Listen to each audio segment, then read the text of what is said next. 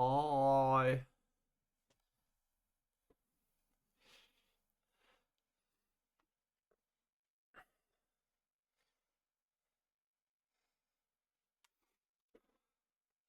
So, I hope everyone is ready to take.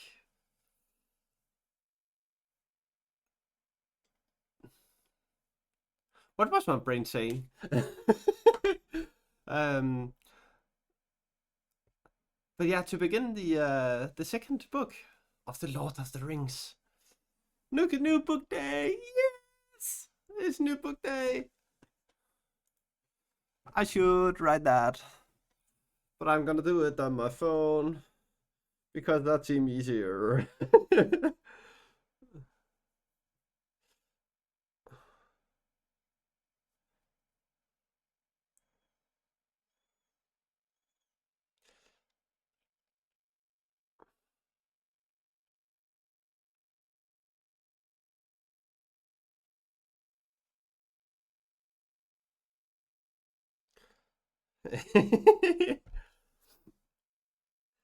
Yes.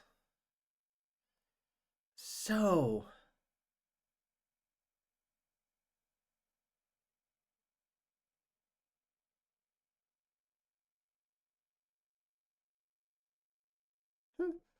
yeah. Um. So yeah. Today.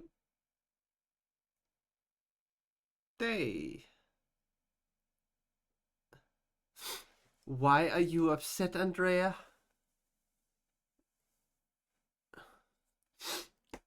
And who do I need to slap?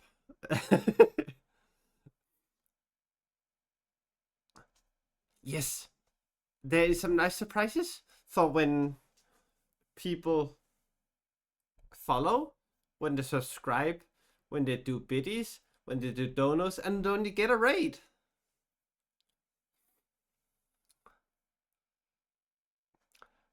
Okay. Um, it might take a couple of weeks, but they're gone.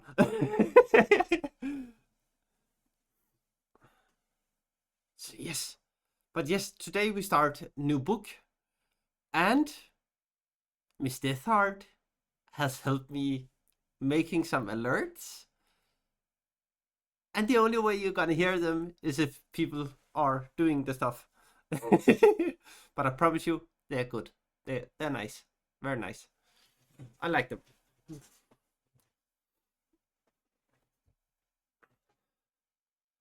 So yeah, that's gonna be very nice.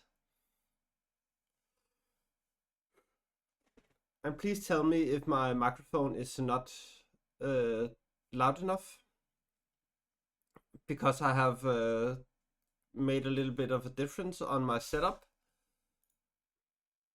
Um. Oh my fucking god, idiot.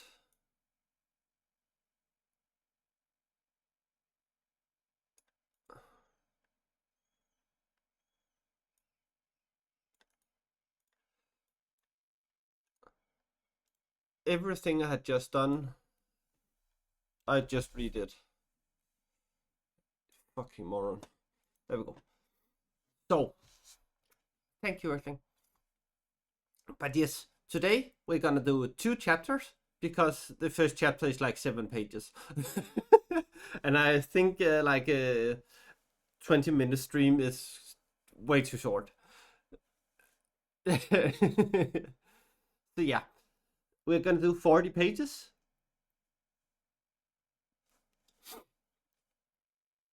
And don't be confused because I was in the start. This book starts at 537. They haven't like restarted the count of pages. I was so confused when I looked at the end number.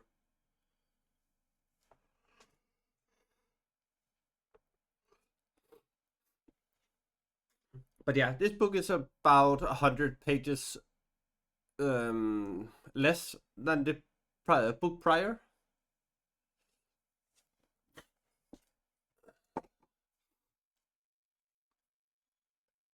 So hopefully we should be able to not do it like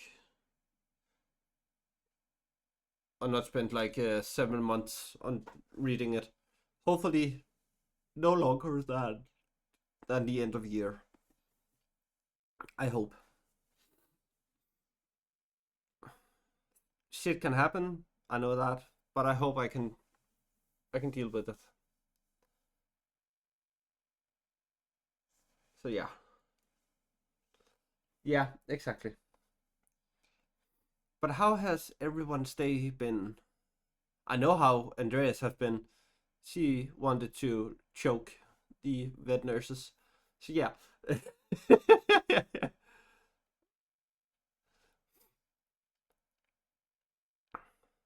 Which is actually understandable. They can be stupid as fuck.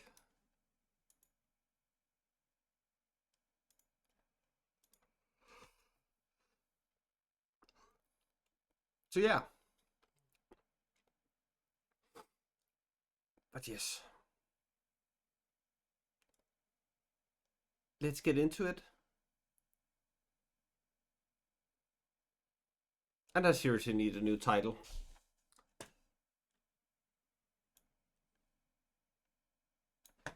I think we're gonna do that. Yeah. That's gonna be the title for today. Now I'm not gonna change it anymore. And I have my cup of tea in my bunny cup.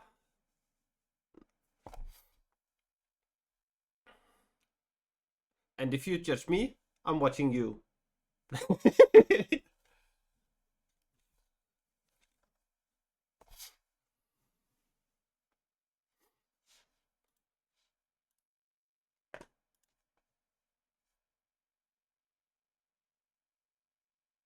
Watching you. So yeah. But yes, as I said, today will be 2 chapters. And we started with a new bookmark today. The Two Towers. And it's made by the precious Mei, just as usual.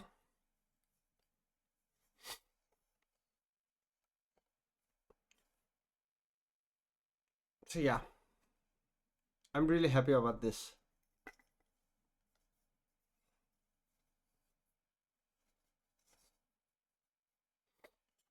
Mm. And that's gonna be standing there. Yes, let's fucking go. It says book 3, but I think they have made an error.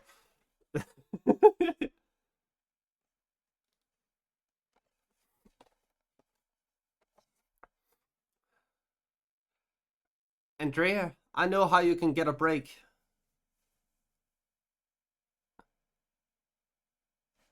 Oh my god. Fucking hell. That sucks.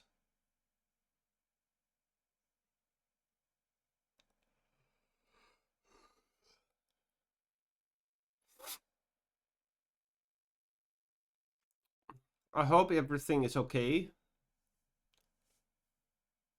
And to everyone who doesn't know, um, Andrea's cat, Misha, have been on a kind of a long recovery to get where she is today. I can't remember why, but I think it was something with a balcony and trying to catch something like cats do. So yeah, if I'm not wrong.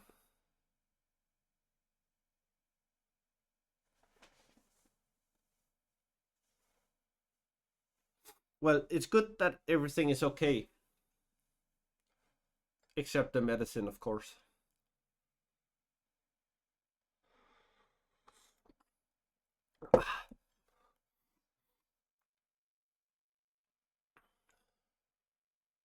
The medicine can be a bitch. I know that I'm going to my checkup tomorrow.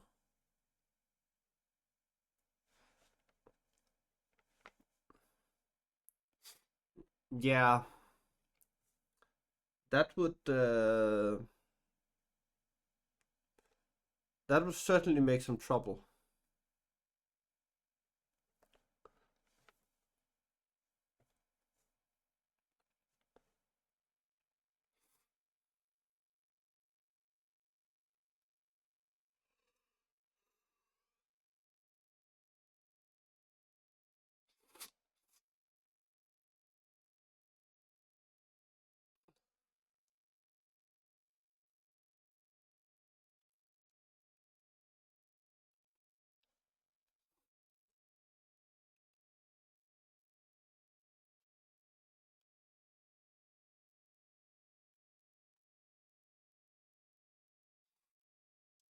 Well, Andrea, now you're here.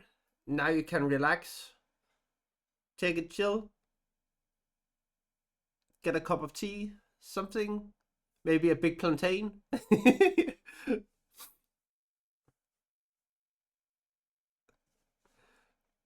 But yeah, in here, you're welcome to talk about your day. And if someone says you're not allowed, just let me and my mods handle it. Because this is a safe space, and if you need, you know where you can text me if you think it's too private to share on stream.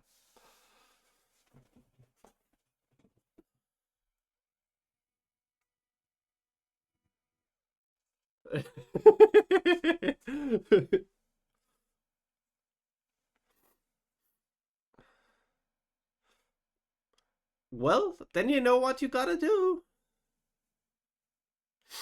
Find a ripe one, spread some butter and some cheese on it.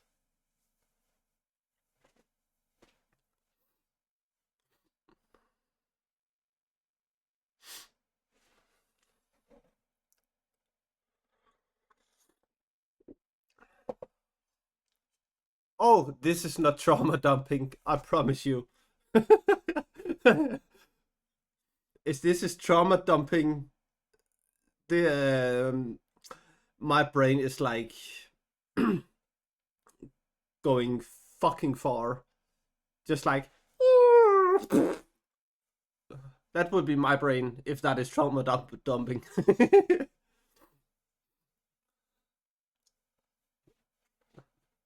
Yeah, exactly. Well, trauma dumping would be, at least from what I know, would be if you go into a place, the first thing you do is to go in and say, "This is shit. This is shit. This is shit. This is shit. This has triggered me. This and that. Like I just got shot today. So, like we are up in the higher layers of what is shit. Um,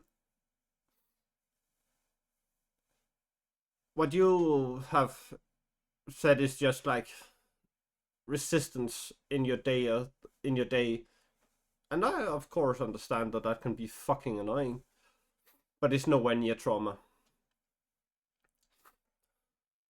because trauma is something which has happened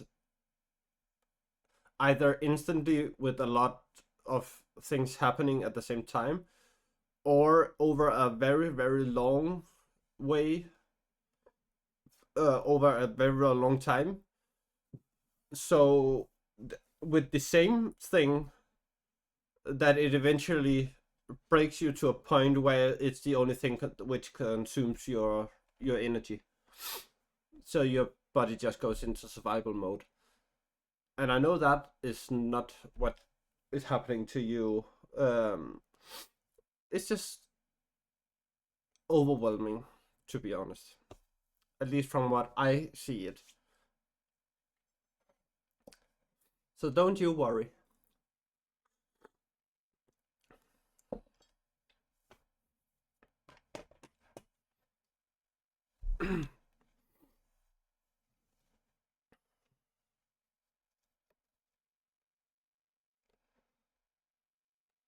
So Erling, is that better?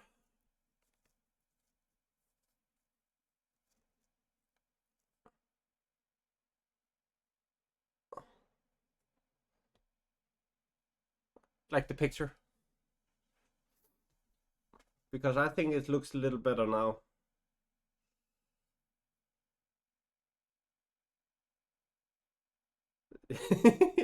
Yeah, go do some drawing, Andrea. Go in and draw some flowers. And remember to give them to yourself, because you are amazing. Thank you, Andrea. Ouch.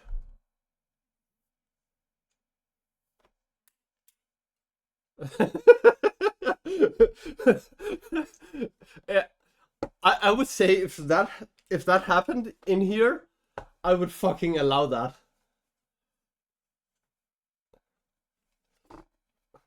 Like if your day have been that shit, I would allow it.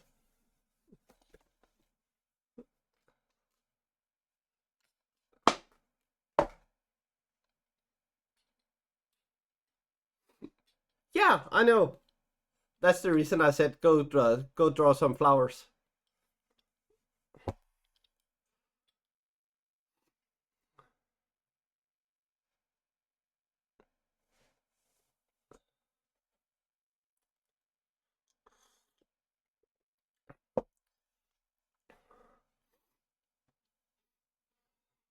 So yeah, we will start today with the new book. Need to sit a bit better.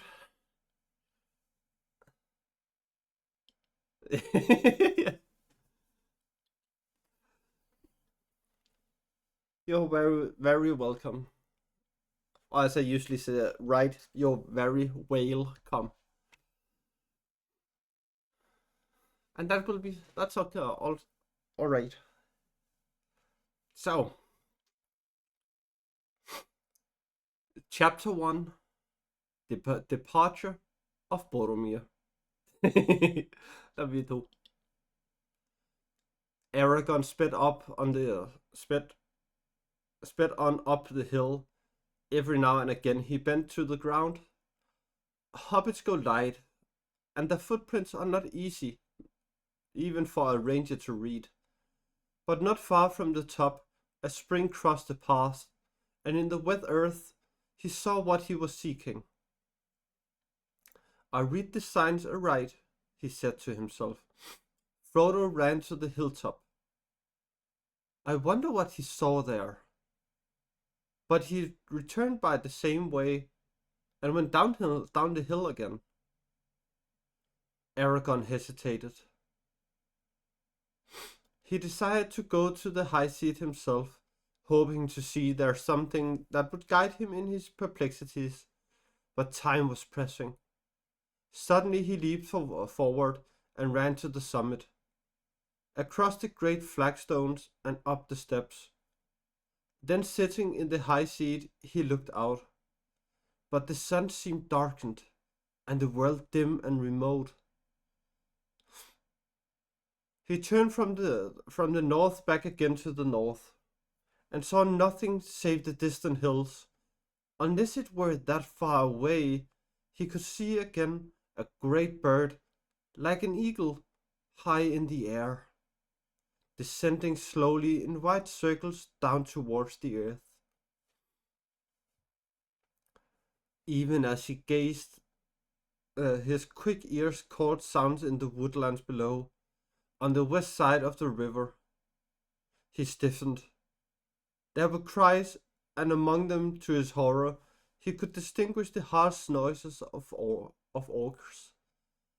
Then suddenly, with a deep-throated call, a great horn blew, and the blast of it smote the hills and echoed in the hollows, rising in a mighty shout above the roaring of the falls. The horn of Boromir. He cried. He is in need. He sprang down the steps and away, leaping down the path. Alas, an ill fate is on me this day, and all that I do goes amiss. Where is Sam? Hi, Nikki. Hi. Welcome in. We have started a new book today.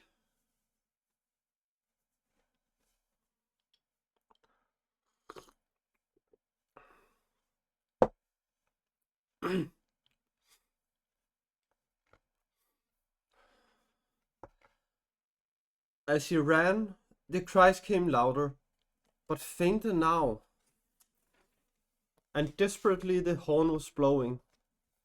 Fierce and shrill rose the yell of the orcs, and suddenly the horn call ceased. Aragon raced down the last slope, but before he could reach the hill's foot, the sound died away, and as he turned to the left and ran towards them, they retreated, until at last he could hear them no more. Drawing his bright sword and crying Elendil, Elendil, he crashed through the trees.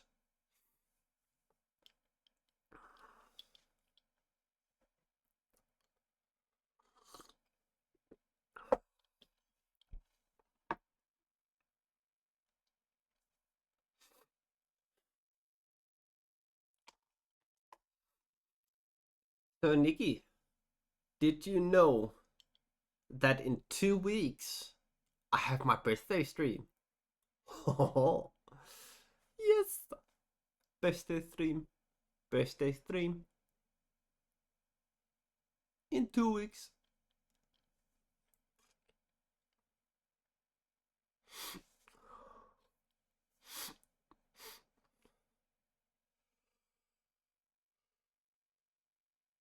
A mile, maybe from Pathgalen, in a little glade not far from the lake, he found Boromir.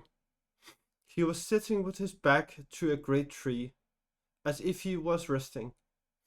But Aragorn saw that he was pierced with many black-feathered arrows. His sword was still in his hand, but it was broken near the hilt. His horn cloven in 2 ways at his side. Many orcs lay slain, piled all about him and at his feet. Aragorn knelt beside him. Boromir opened his eyes and strove to speak. At last, slow words came. I tried to take the ring from Frodo, he said. I'm sorry, I have paid.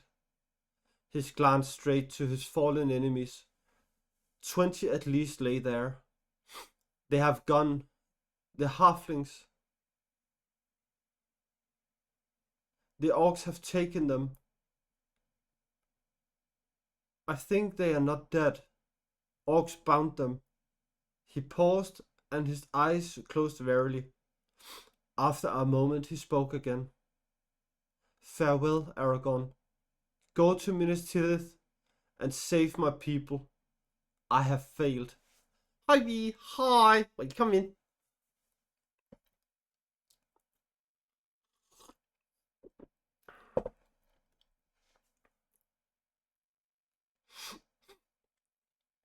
No, said Aragorn, taking his hand and kissing his brow. You have conquered. Few have gained such a victory. Be at peace. Minas Tirith shall not fall. Boromir smiled. Which way did they go? Was Frodo there? Said Aragorn. But Boromir did not speak again. Alas, said Aragorn, thus passes the heir of Denethor, lord of the Tower of God. This is a bitter end. Now the company is all in ruin. It is I that have failed. Vain was Gandalf's trust in me. What shall I do now? Boromir has laid it on me to go to Minas Tirith, and my heart desires it. But where are the ring and the bearer? How shall I find them and save the quest from disaster?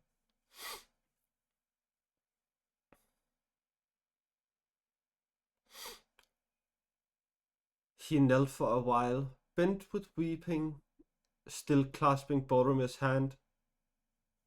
So it was that Legolas and Gimli found him. They came from the western slopes of the hill, silently creeping through the trees as if they were hunting. Gimli had his axe in hand, and Legolas his long knife. All his arrows were spent. When they came into the glade, they halted in amazement. And then they stood a moment with heads bowed in grief, for it seemed to them plain what had happened. Alas, said Legolas, coming to Aragorn's side, we have hunted and slain many orcs in the woods, but we should have been of more use here. We came when we heard the horn, but too late. That's all okay, V.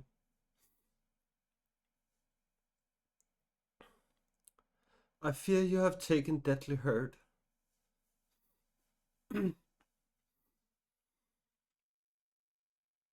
Boromir is dead, said Aragorn. I'm unscathed, for I was not here with him. He fell defending the hobbits, while I was away upon the hill. The hobbits, cried Gimli. Where are they then? Where is Frodo? I do not know, answered Aragorn wearily. Before he died, Boromir told me that the orcs had bound them. He did not think that they were dead. I sent him to follow Merry and Pippin, but I did not ask him if Frodo and Sam were with him, not until it was too late. All that I have done today has gone amiss. What is to be done now?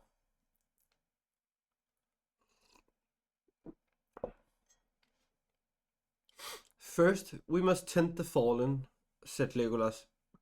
We cannot leave him lying like carrion among these foul orcs. But we must be swift, said Gimli. He would not wish us to linger. We must follow the orcs, if there is hope that any of our company are living prisoners. But we do not know whether the ring-bearer is with them or not, said Aragorn. Are we to abandon him? Must we not seek him first? An evil choice is now before us. Then let us do first what we must do, said Legolas. We have not the time or the tools to bury our comrade fitly, or to raise a mound over him. A cairn we might build. The labor would be hard and long. There are no stones that we could use nearer than the waterside, said Gimli. Then let us lay him in a boat with his weapons and the weapons of his vanquished foes, said Aragorn. We will send him to the falls of Rauros and give him to Anduin. The river of Gondor will take care at least that no evil creature dishonors his bones. Quickly they searched for the bodies of the orcs, gathering the swords and cloven helmets and shields into a heap. See, cried Aragorn, here we find tokens.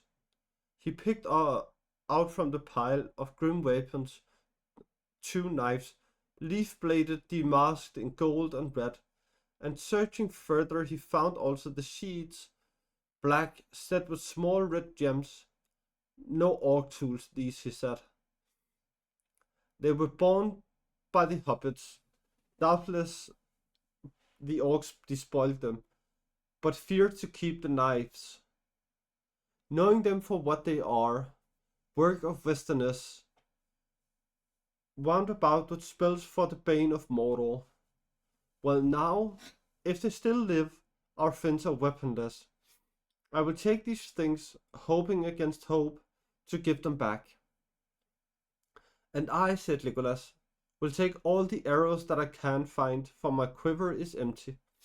He searched in the pile and on the ground about and found not a few that were undamaged, and longer in the shaft than such arrows as the orcs were accustomed to use.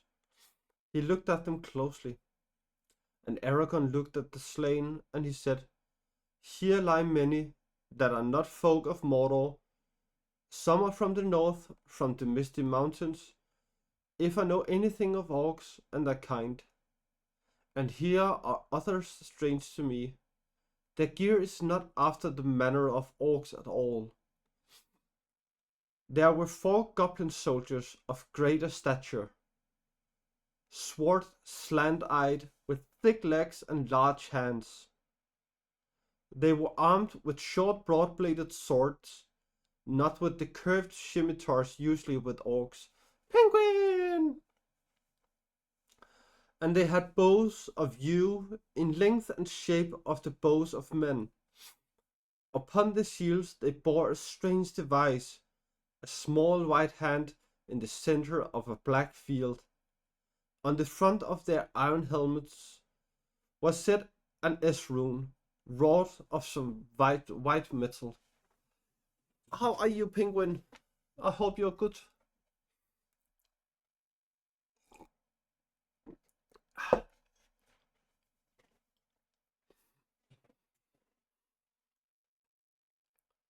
I have not seen these tokens before, said Aragon. What do they mean? S is for Sauron, said Gimli. That is easy to read. Nay, said Legolas. Sauron does not use the elf runes. Neither does he use his right name, nor permit it to be spelled or spoken, said Aragorn. And he does not use white. The orcs in the service of Barad-dûr uses the sign of the red eye. He stood for a moment and thought. S is for Saruman, I guess, he said at length. There's an evil afoot in Isengard, and the west is no longer safe. It is as Gandalf feared. By some means the traitor Saruman has had news of our journey. It is likely that he knows of Gandalf's fall. Pursuers from Moria may have escaped the vigilance of Lorien, or they may have avoided that land and come to Isengard by other paths. Orcs travel fast, but Saruman has many ways of learning news. Do you remember the birds? Aw, Penguin. Tea. Tea is good. Tea. From Bunny.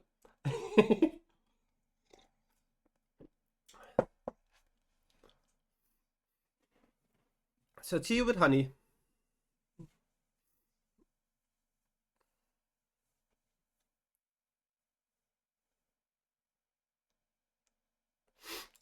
That sounds like a very good idea. I would suggest that you made it very warm when you laid down.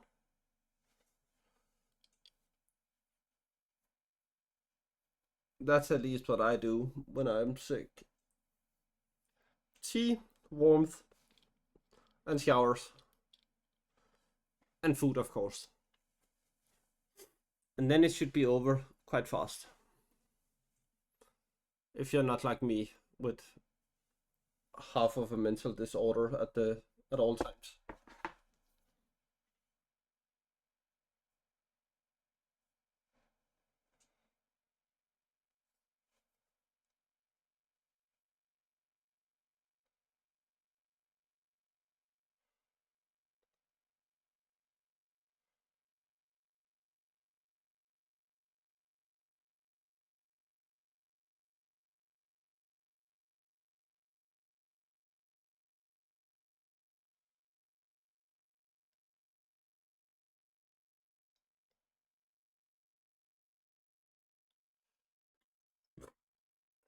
Good.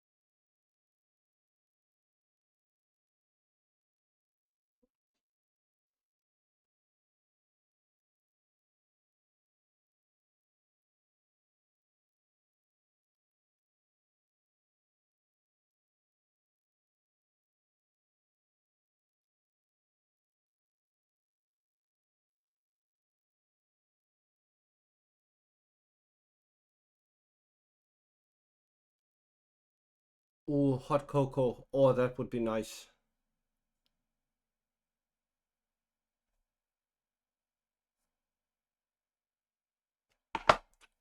Oh, oh. What is earthing tax? Is that hot cocoa?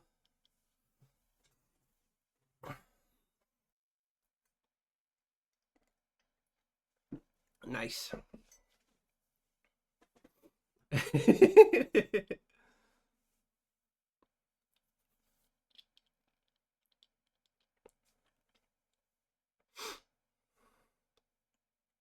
So, where did we get to? There, we got to. Well, we have no time to ponder riddles, said Gimli. Let us bear Boromir away. But after that, we must guess the riddles, if we are to choose our course rightly, answered Aragorn. Maybe there is no right choice, said Gimli.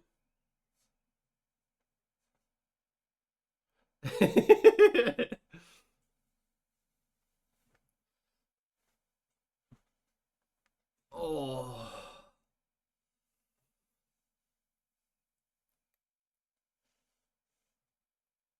Oh, just stretching my back. Good morning, Sen. Hi. Sen. Dels. Hi. Nice to see you. So, Sen, you reminded me of something when you came in and said good morning. This. This streaming bun bun.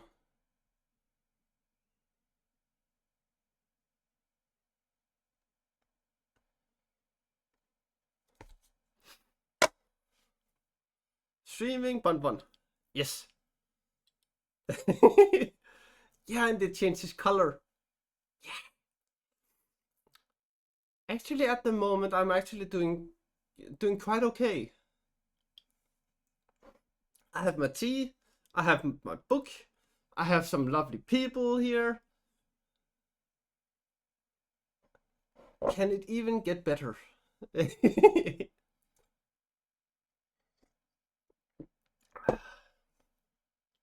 Yes.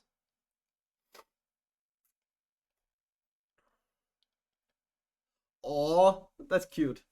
But what is washing tape? I haven't heard of washing tape before.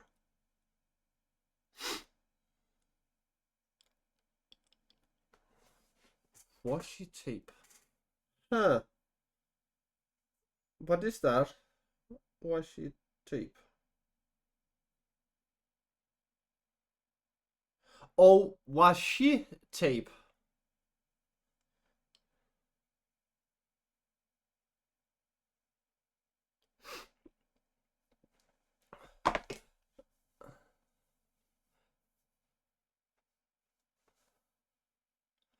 Yeah, washi tape.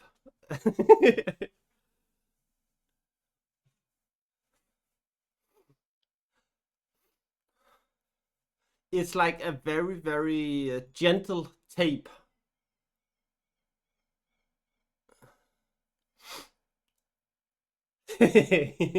uh, we have had uh, first time I saw washi tape was when I was in, I think it was fourth class in in school. I do not know what that would be in the US. If it would be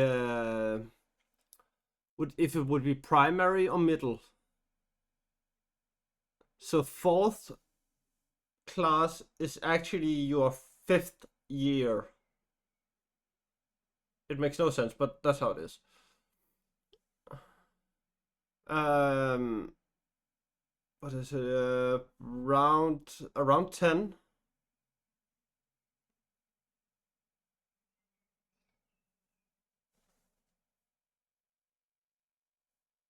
10, 11, I would say.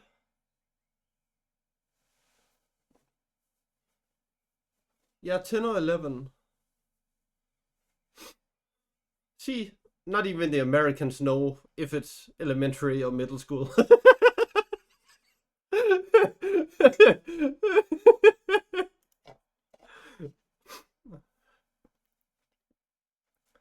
Oh, fair. Elementary for you, it's middle for Bells, and it's elementary for Earthling as well. Now it makes everything suddenly makes sense. Middle school was 6th to 8th grade. So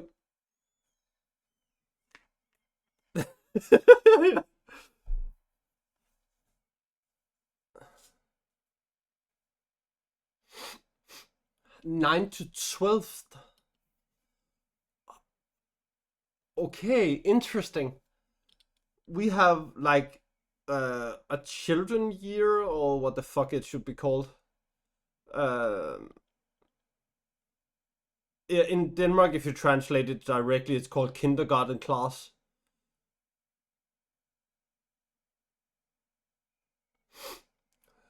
Um, yeah, can no kindergarten is something else. Uh, because kindergarten is the years prior to when you go to school. Uh, it's called kindergarten class in Denmark, and then you go from first to ninth grade, and that's like what you say public school. That's just called public school. Then you have what you guys are calling high school after that, but that is something you can choose to take, but it's not something which you need to take to do anything else. Like you do not need a high school diploma or something to like be a carpenter. Here you just need public school, and then you can go to be a carpenter, or you can go to high school and then uni. Uh, I actually think it would be, yeah, because I don't think we have college in that sense.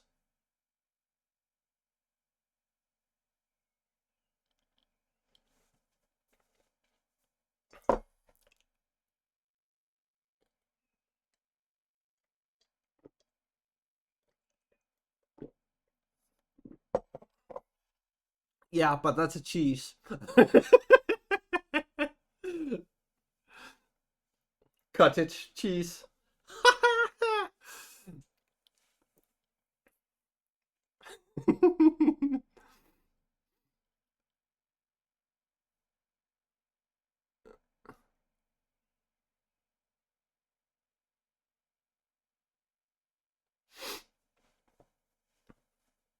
Yeah, basically what Penguin said.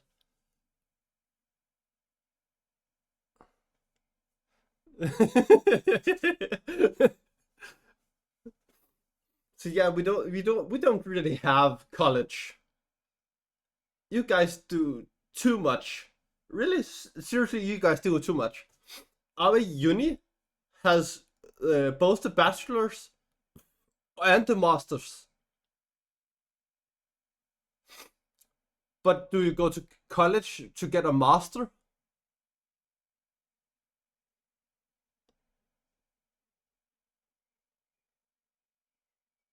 So you go to college to get a master? Because here, uni is actually um, you can just take both. It doesn't matter which type of college it is. We do actually not have different kind of colleges. Um, we just have uni, and all of them are bound to give or to let people have the possibility to take a bachelor or a master, of course, if they have the bachelor already. So yeah, but to be honest, wasn't it what Bernie Sanders he wanted, like to streamline the whole of US, so it makes sense.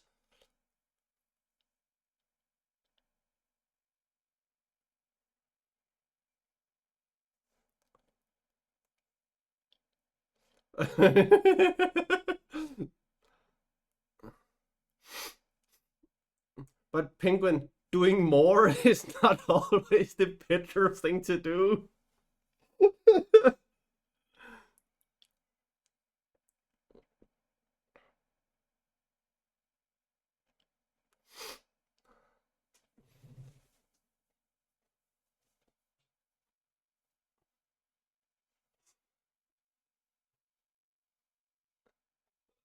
Yeah, that's true. I think it's because they do not school in the US do not want people. Yeah, exactly. They do not want people to be able to use their brains. Sorry, for everyone from the US, but the government and the elite do not want them to use their brain. They just want robots.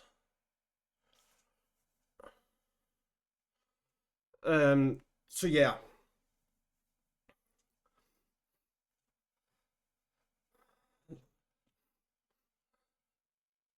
Pinken, why do you think?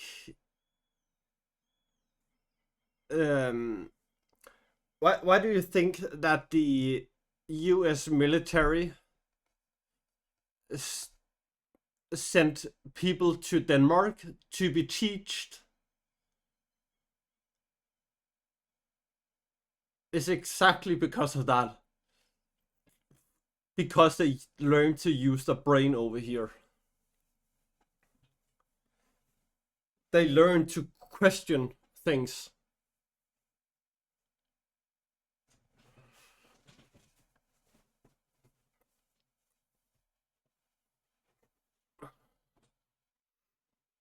So yeah,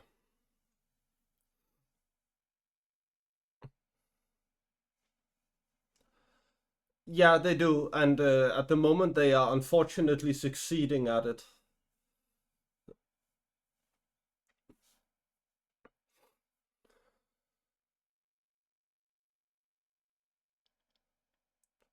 Yeah, I did know that.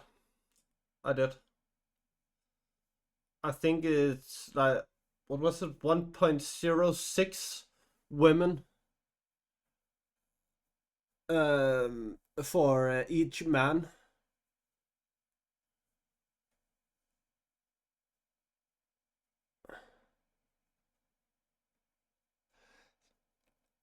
Yeah.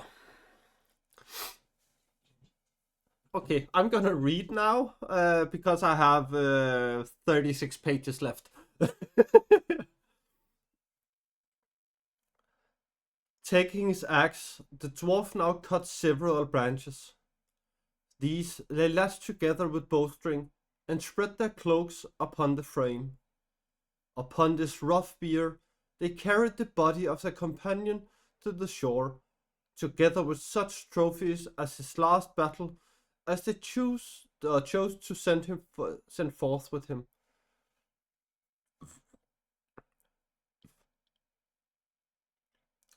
It was only a short way, yet they found it no easy task, for Boromir was a man both tall and strong.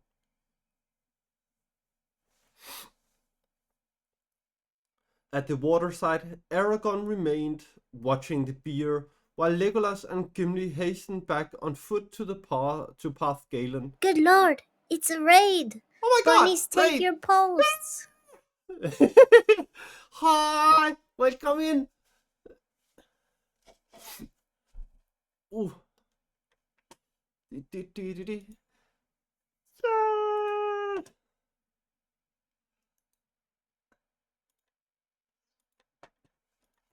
Hi! Welcome in! Yes, it was MDH voice. I have gotten MDH alerts now. Mwahaha. Oh, congratulations, Earthling.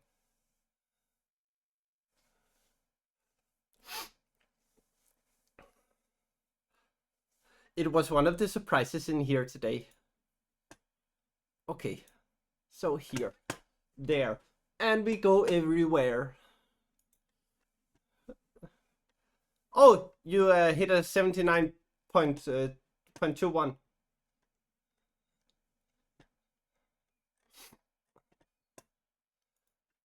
So yes, do we have an Instagram we can show?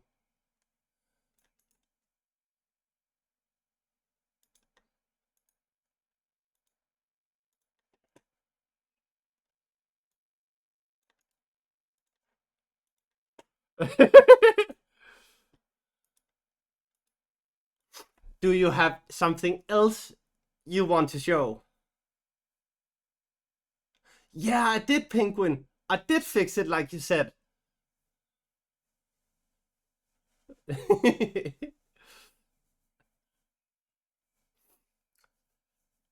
is a rule when people come in here, you gotta show something because we want to appreciate every raider coming in here.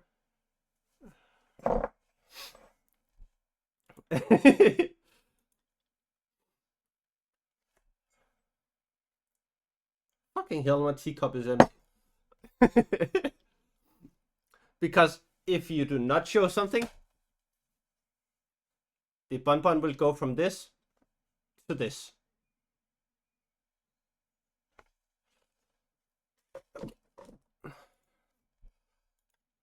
So Earthling, can you send that link?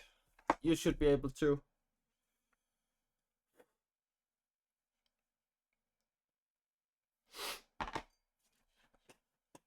Yeah, sorry, I have had too many people come in here.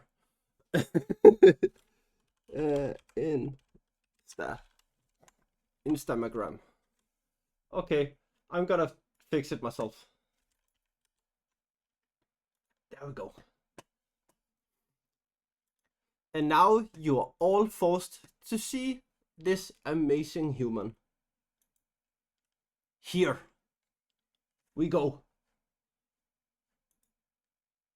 Feet? Ooh. Oh, that's nice. I like that. Just thinking about that. And cosplay. Interesting.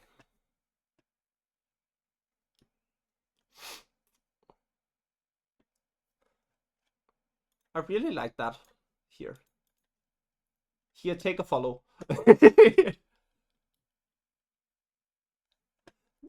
It wasn't the feed, Earthling, you weirdo. I like that. That is nice. Ooh, that is very nice. I love water.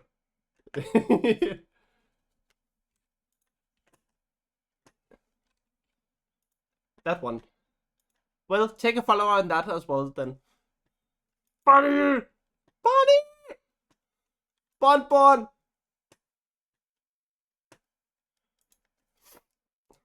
Well, you know the rules. If there is a Bon Bon, I gotta like it.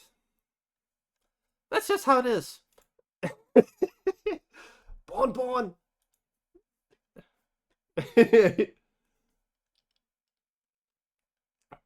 Nice.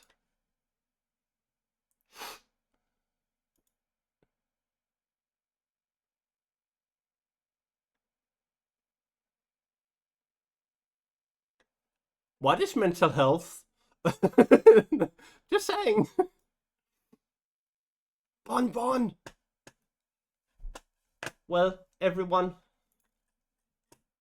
I would suggest that you guys... I don't fucking care.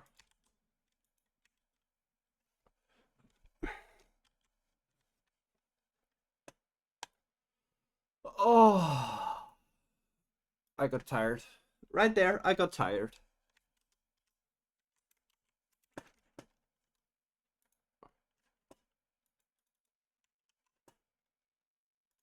Yes.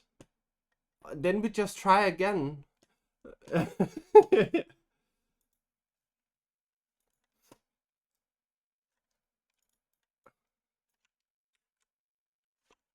Copy. Paste. Yes. Go follow if you think they do some amazing art. Because I certainly do. I think it's amazing. Just like, look at that. Like, how the fuck do you get from nothing to that? To that? What the fuck?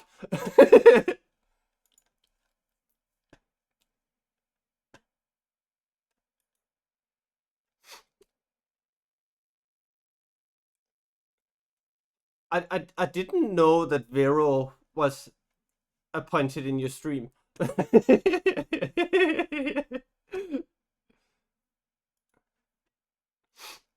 Seriously, every time I see like this, I think of Vero.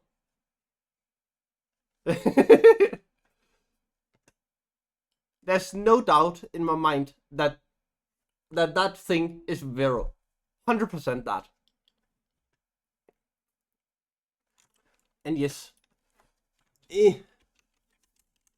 Yeah, sorry, my table is kind of raised at the moment. And my keyboard is behind. Hi, Aldris. That one. Here. Get a shout out. And everyone also go follow that Twitch. Ooh, what is that?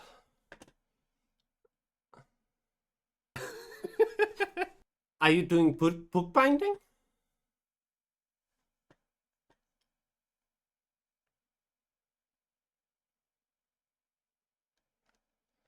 Because that looked nice. That looked very nice.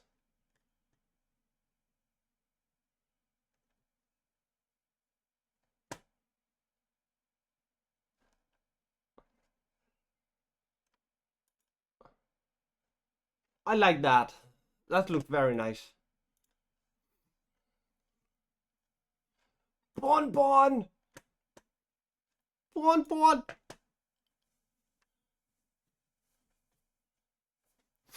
Oh, nice. Bon Bon!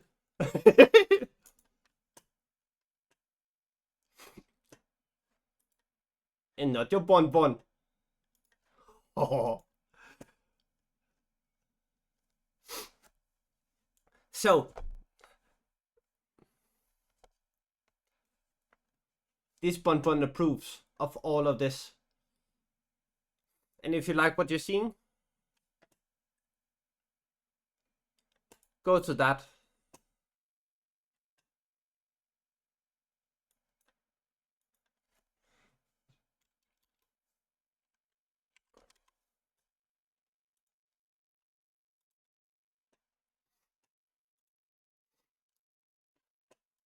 So yes, I definitely like what I see.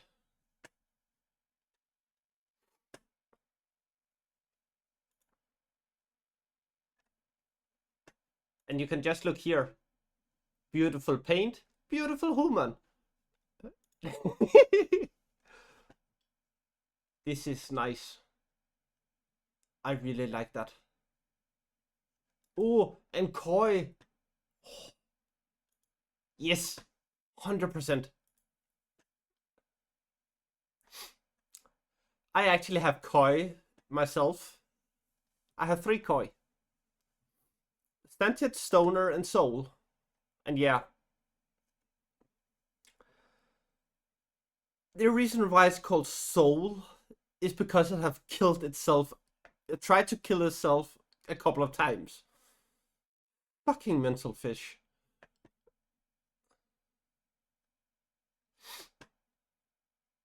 Like, even the first day I got it, it tried to kill itself. Like, am I not worthy of you or something? This is nice. I like this. Yes. Very nice. Very nice.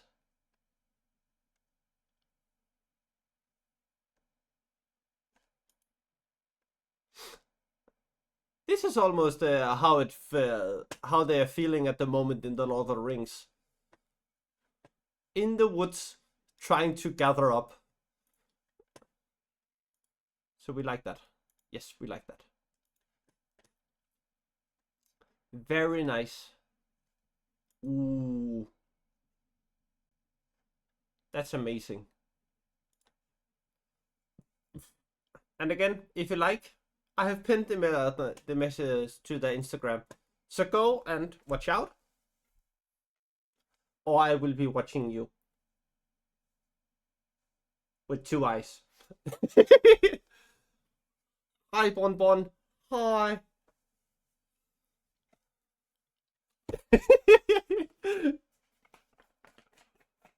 Yeah, it's scary.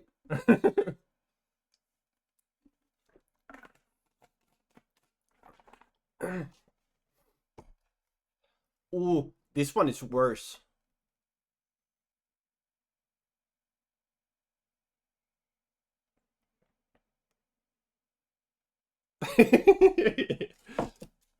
That is the ultimate side-eye judgment.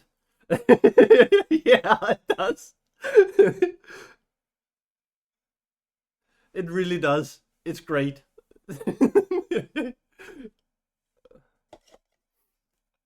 And then you have the cuteness. Just a little bonbon.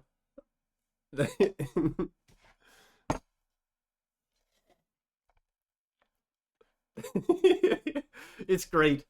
And again, artists, explorers, thank you for the raid.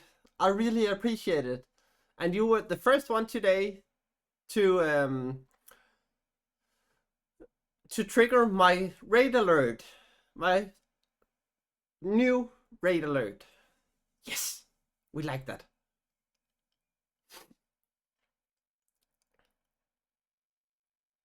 Huh. Is murder wrong? I think some people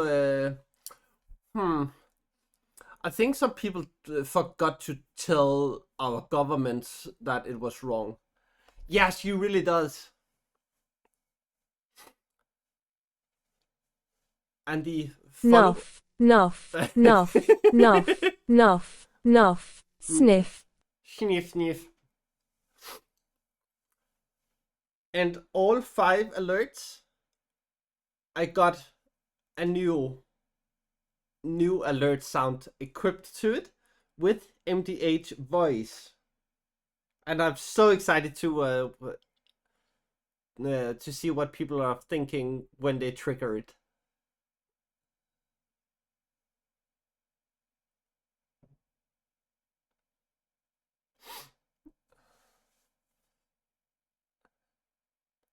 Well, Earthling just showed dominance today. By now it's just your bush.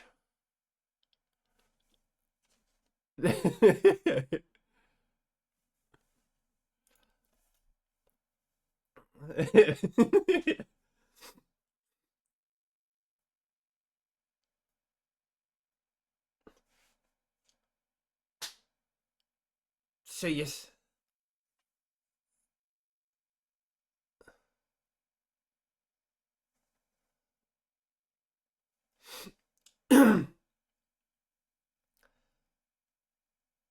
Well, I'm gonna continue reading, and again, thank you for the raid. I appreciate it very much. Really, I do appreciate it very much.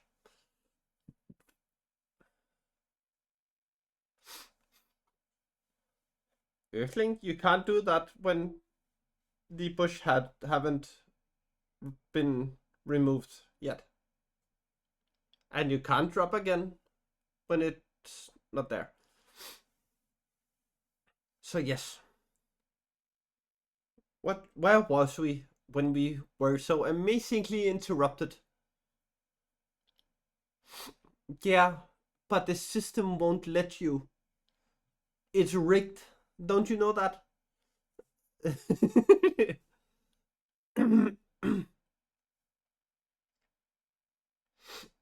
So, okay. It was more a mile. It was a mile or more, and it was some time before they came back, paddling two boats swiftly along the shore. "There's a strange tale to tell," said Nicholas. "There are only two boats upon the bank. We could find no trace of other." "Have orcs been there?" asked Aragon. Yes, Earthling. Yes. Let the bunnies rule, not the system.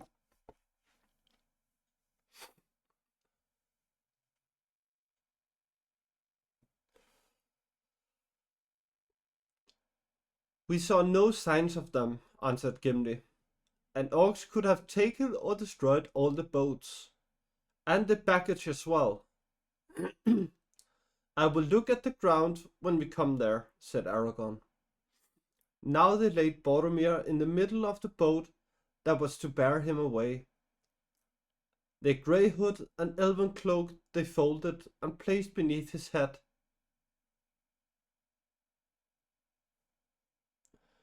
They combed his long dark hair and arrayed it upon his shoulders.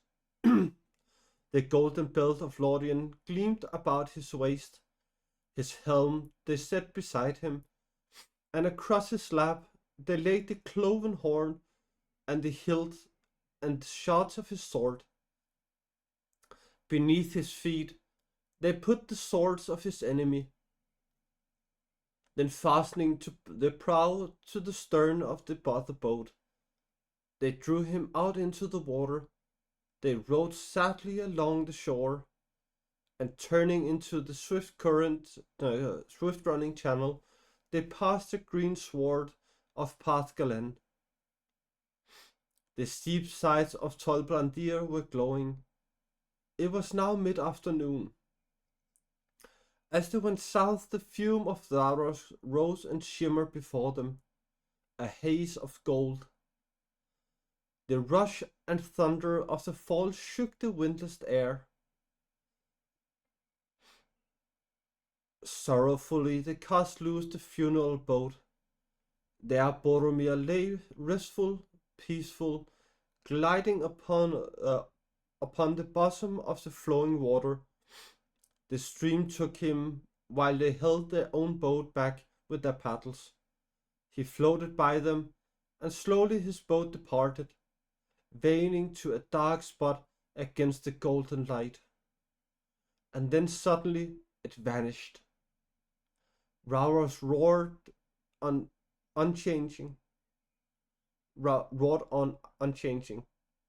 The river had taken Boromir, son of Denethor, and he was not seen again in Minas Tirith, standing as he used to stand upon the White Tower in the morning. But in Gondor, in after days, it long was said that the elven boat rode the falls and the foaming pools, and bore him down through Osgiliath, and past the many mouths of Anduin, out into the great sea at night under the stars. Yes, everyone, there's a group jump. Group jump, jump, jump, jump, jump. We can all jump now. Just type drop, exclamation mark drop. And then we drop all together. Woohoo! Woohoo!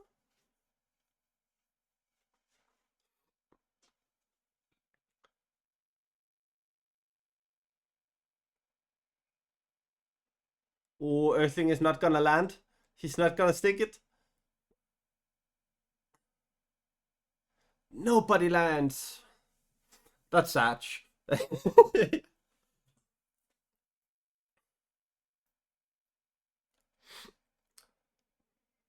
For a while the three companions remained silent, gazing after him.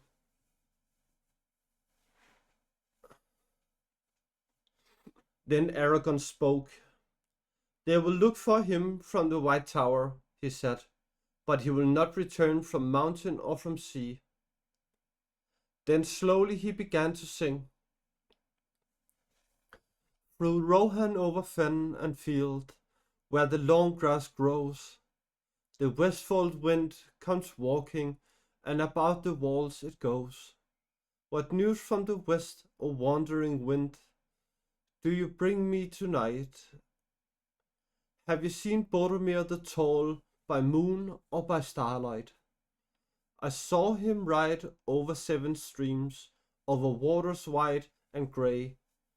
I saw him walk in empty lands until he passed away.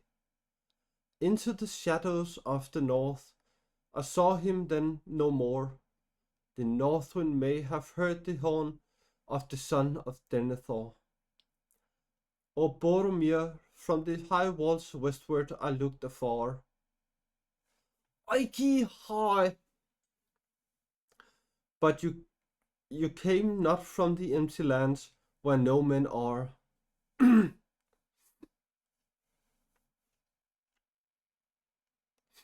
Have a lovely day, Ike. From the mounts of the sea to the south wind flies, from the sandhill and the stones. The wailing of the gulls it bears, and at the gate it moans. What news from the south, O singing wind, sighing wind, do you bring to me at eve? Where now is Boromir the fair? He tarries, and I grieve. Ask not of me where he doth dwell, so many bones there lie. On the white shores, on the dark shores, under the stormy sky. So many have passed down Anduin to find the flowing sea. Ask of the northwind news of them the northwind sends to me. O Boromir, beyond the gate the seaward road runs south, but you came not with the wailing gulls from the grey sea's mouth. Then Aragorn sang again. From the gate of kings the northwind rides, and past the roaring falls, and clear and cold about the tower its loud horn calls. What news from the north, O mighty wind, do you bring to me today? What news of Boromir the bold, for he is long away? Beneath Amon Hen I heard his cry. There are many foes he fought. His cloven shield, his broken sword, they to the water brought. His head so proud, his face so fair, his limbs they laid to rest, and Rauros, golden Rauros falls, bore him upon his breasts. O Boromir, the tower of guard, shall ever northward gaze, to Rauros, golden Rauros falls, until the end of days. So they ended. Then they turned the boat and drove it with all the speed they could against the stream back to Pathgalan. You left the east wind to me, said Gimli, but I will say naught of it. That is as it should be, said Aragorn. In Minas Tirith they endure the east wind, but they do not ask for its tidings. But now Boromir has taken his road, and we must make haste to choose our own. He surveyed the green lawn, quickly but thoroughly, stooping often to the earth. No orcs have been on this ground, he said, otherwise nothing can be made out for certain. All our footprints are here, crossing and recrossing. I cannot tell whether any of the hobbits have come back since the search for Frodo began. He returned to the bank, close to where the rill from the spring trickled out into the river. There are some clear prints here, he said. A hobbit waded out into the water and back. But I cannot say how long ago. How then do you read this riddle? Asked Gimli. Aragorn did not answer at once, but went back to the camping place and looked at the baggage. 2 packs are missing, he said, and one is certainly Sam's. It was rather large and heavy. This then is the answer. Frodo has gone by boat, and his servant has gone with him. Frodo must have returned while we were all away. I met Sam going up the hill, and told him to follow me, but plainly he did not do so. He guessed his master's mind, and came back here before Frodo had gone. He did not find it easy to leave Sam behind. But why should he leave us behind, and without a word? Said Gimli. That was a strange deed. And a brave deed, said Aragorn. Sam was right, I think. Frodo did not wish to lead any friend to death with him in Mordor, but he knew that he must go himself. Something happened after he left us that overcame his fear and doubt. Maybe hunting orcs came on him and he fled, said Legolas. He fled certainly, said Aragorn, but not, I think, from orcs. What he thought was the cause of Frodo's sudden resolve and flight Aragorn did not say. The last words of Boromir he long kept secret. Well, so much at least is now clear, said Legolas. Frodo is no longer on this side of the river. Only he can have taken the boat, and Sam is with him. Only he would have taken his pack. Our choice then, said Gimli, is either to take the remaining boat and follow Frodo, or else to follow the orcs on foot.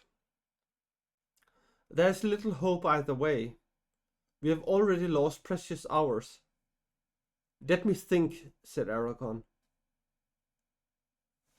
And now I make a right choice, and I change the evil fate of this unhappy day. He stood silent for a moment. I will follow the orcs, he said, at last. I would have guided Frodo to Mordor and gone with him to the end.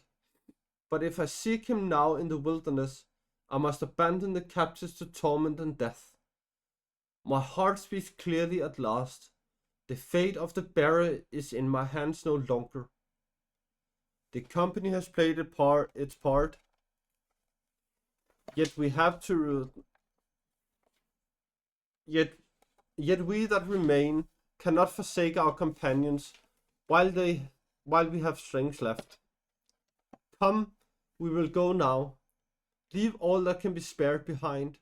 We will press on by day and dark.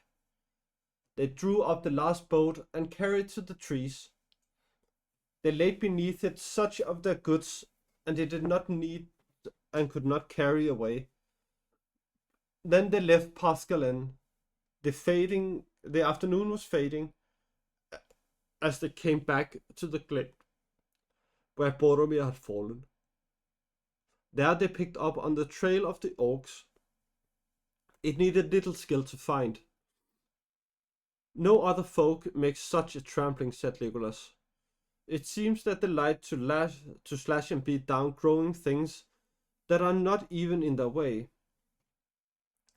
But they go with a great speed for all that, said Aragorn.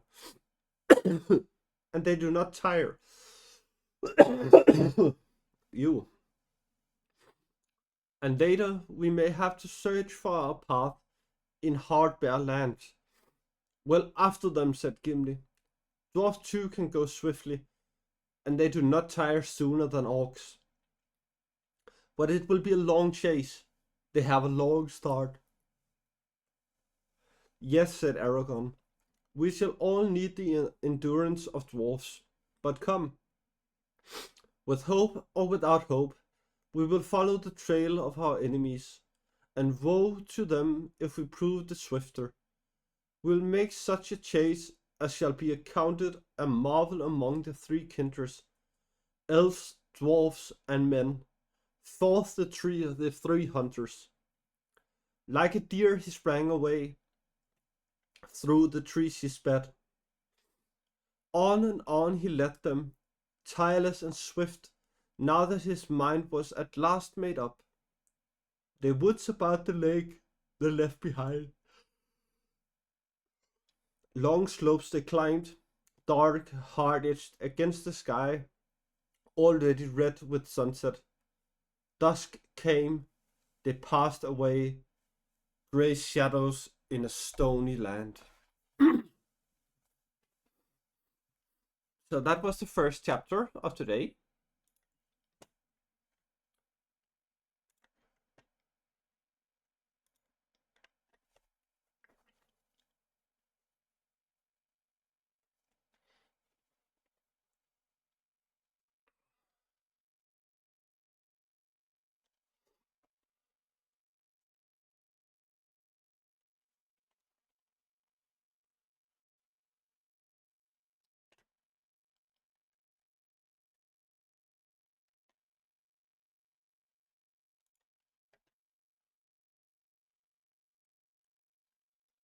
Yes.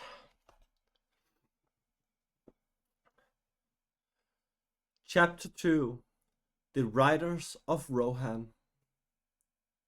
Dusk deepened. Mist lay behind them among the trees below, and brooded on the pale margins of the Anduin. But the sky was clear. Stars came out. The waxing moon was riding in the west, and the shadows of the rocks were black. They had come to the feet of stony hills, and their pace was slower, for the trail was no longer easy to follow. Here the highlands of the Immenmule ran from north to south in two long tumbled ridges. The western side of each ridge was steep and difficult. Hi, May. Hi. Look, May. We are at the second book.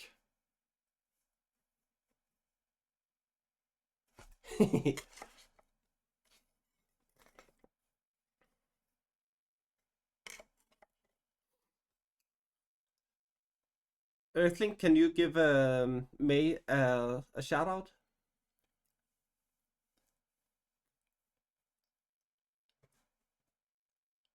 Yeah, it's nice. It's gonna be the last chapter of today, so probably 1.5 hours to go. Thank you, Earthling.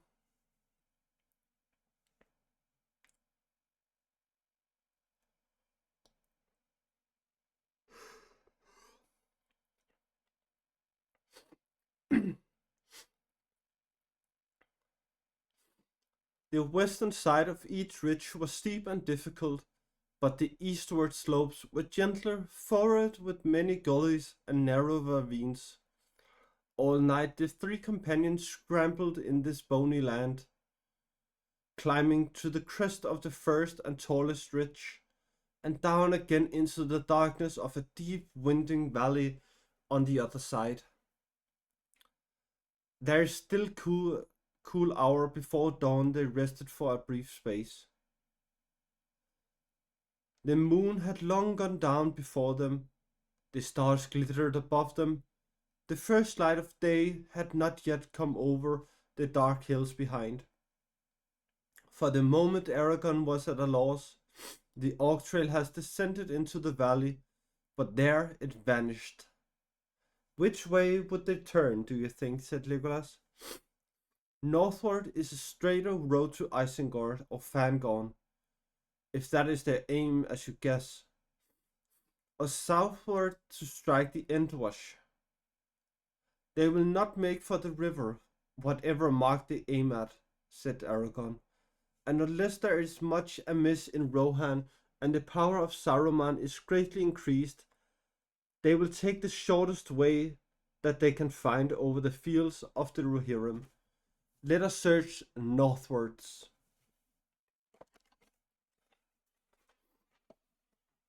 So everyone, if you want a bookmark, even if you do not want a bookmark custom made for you, there are still bookmarks to find. over at May's, and those are very nice.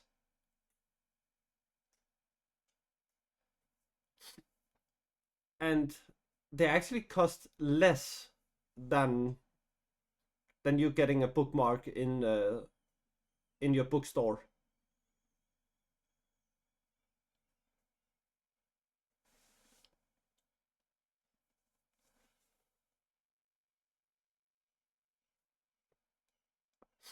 So I would say go and get one if you need one. It's better to support artists than big corporations.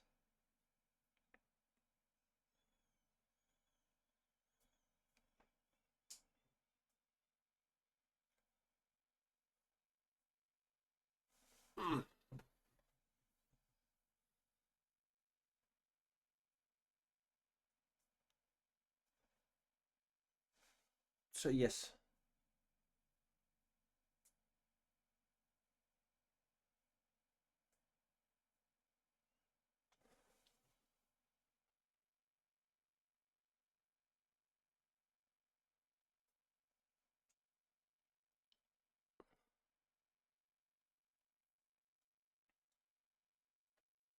All the bookmarks I have gotten for my Lord of the Rings books has been made by May. And I really like them. So every time I read, there will be a bookmark sitting here. And those are made by May. Just so you can see how nice they are before you get one for yourself.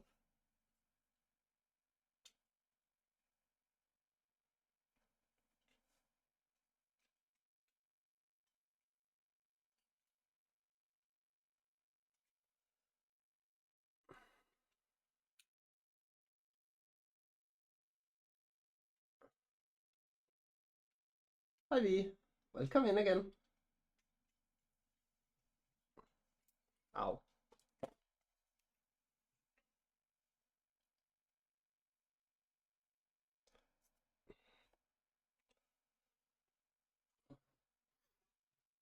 So we are at the second chapter now, but we have just started it. We're like one page in.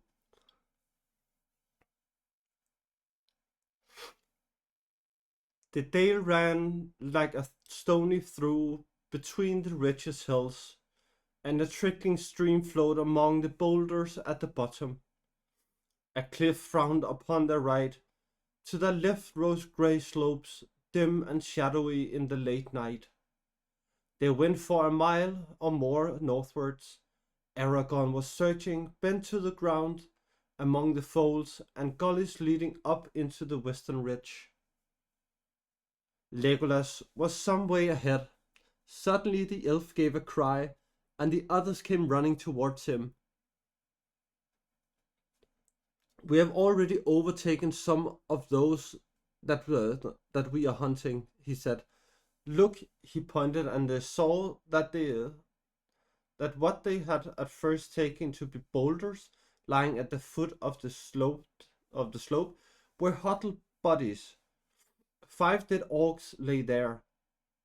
They had been hewn with many cruel strokes. 2 had been beheaded. The ground was wet with their dark blood. Here is another riddle, said Gimli. But it needs the light of day, and for that we cannot wait. Yet however you read it, it seems not unhopeful, said Legolas. Enemies of the orcs are likely to be our friends. Do any folk dwell in these hills? No, said Aragorn. The Rohirrim seldom come here, and it is far from Minas Tirith. It might be that some company of men were hunting here for reasons that we do not know. Yet I think not. What do you think, said Gimli. I think that the enemy brought his own enemy with him, answered Aragorn. These are northern orcs from far away. Among the slain are none of the great orcs with the strange badges. There was a quarrel, I guess. It is no uncommon thing with these foul folk. Maybe there was some dispute on the road, or about the captives, said Gimli. Let us hope that they too did not reap their ends here. Thank you, V.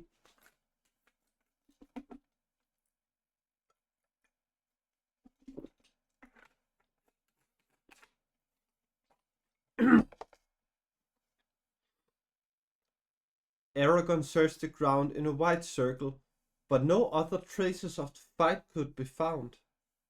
They went on. Already the eastward sky was turning pale, the stars were fading, and the grey light was slowly growing. A little further north, they came to a fold in which a tiny stream, falling and winding, had cut a stony A path new down. bunny just hopped into the library. Welcome Thank you. in. Fold into a tiny stream, falling and winding, had cut a stony path down into the valley. In it some bushes grew, and there were patches of grass upon its sides. At last, said Aragorn, here are the tracks that we seek. Up this water channel, this is the way that the orcs went after their debate. And welcome in, Yablanya. I appreciate the follow.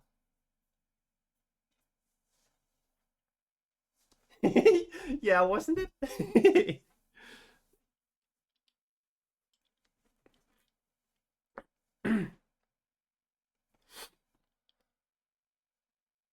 Swiftly now the pursuers turned and followed the new path. As if fresh from a night's rest, they sprang from stone to stone.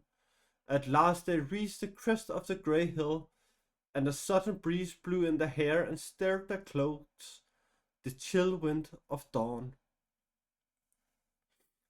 Turning back, they saw across the river the far hills kindled. They leaped into the sky. The red rim of the sun rose over the shoulders of the dark land. Before them in the west the world lay still, formless and grey. But even as they looked, the shadows of night melted, the colors of the waking earth returned.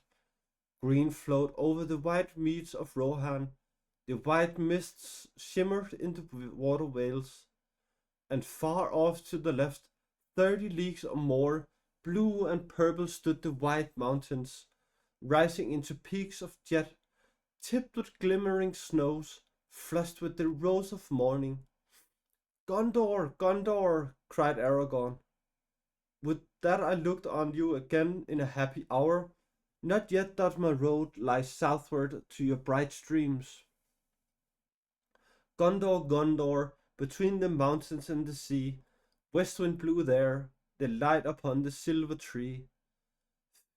Fell like bright rain in gardens of kings of old. O proud walls, white towers, O winged crown and throne of gold. O Gondor, shall men be the silver tree, or west wind blow again between the mountains and the sea? Now let us go, he said, drawing his eyes away from the south and looking up west and north to the way that he must tread.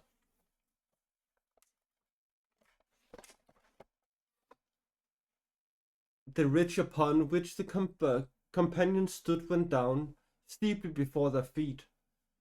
Below it 20 fathoms or more, there was a wide and rugged shelf which ended suddenly in a brink of a sheer cliff, the east wall of Rohan. So ended the Immen Muir, and the green plains of the Rohirrim stretched away before them to the edge of sight. Look, cried Legolas, pointing up into the pale sky above them. There is the eagle again.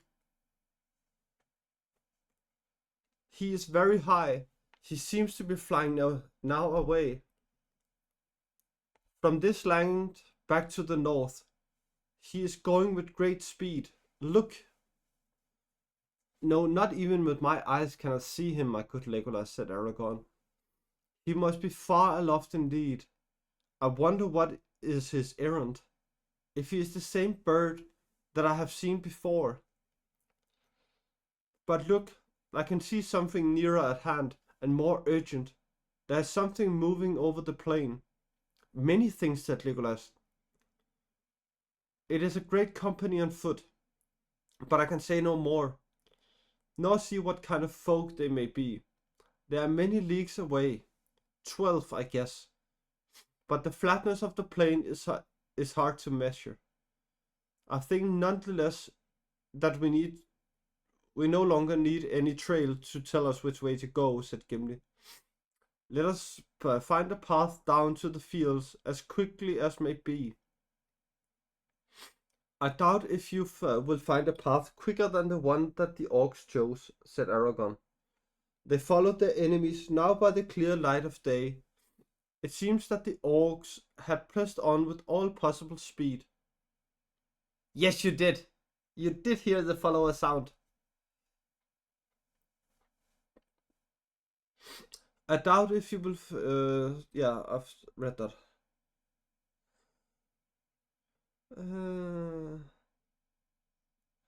Every now and again, the pursuers found things that had been dropped or cast away: food bags, the rinse and crust of hard grey bread, a torn black cloak, a heavy iron-nailed shoe broken on the stones. The trail led them north along the top of the escarpment, and at length they came to a deep cleft carved in the rock by a stream that splashed noisily down. In a narrow ravine, a rough path descended like a steep stair into the plain. At the bottom they came with a strange suddenness on the grass of Rohan. It swelled like a green sea up to the very foot of Immenmule. The falling stream vanished into a deep growth of cresses and water plants, and they could hear it tinkling away in green tunnels down long gentle slopes towards the fence of Endwash Vale. Endwash Vale far away.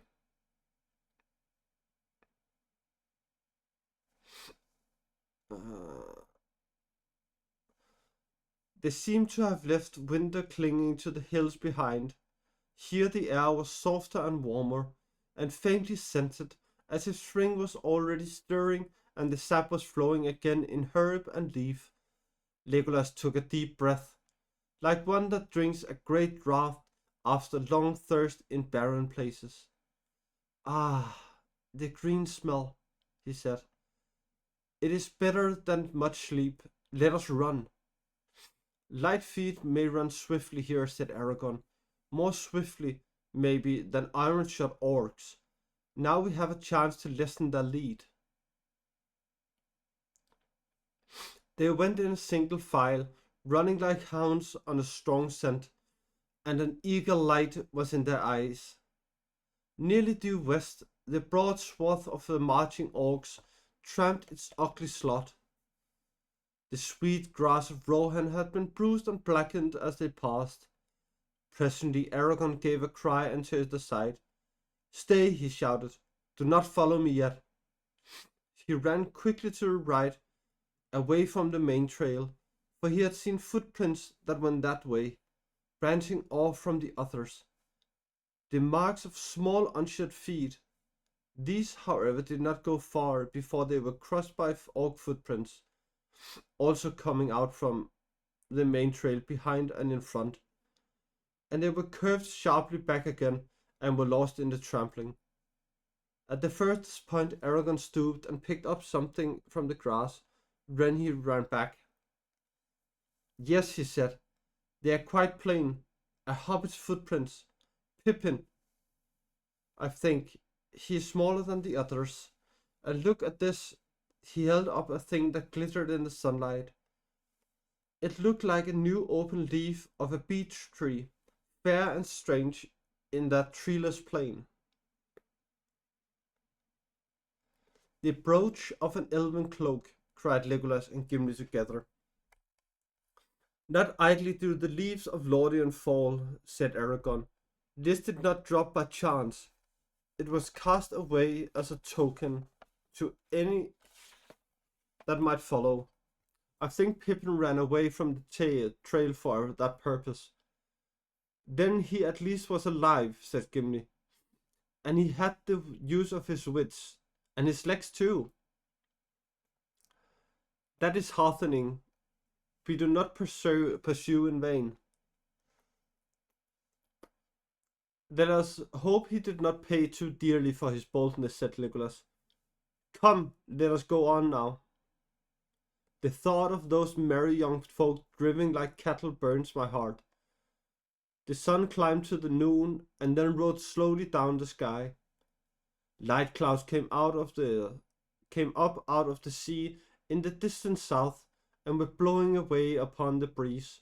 The sun sank, shadow rose behind and reached out long arms from the east. Still the hunters held on.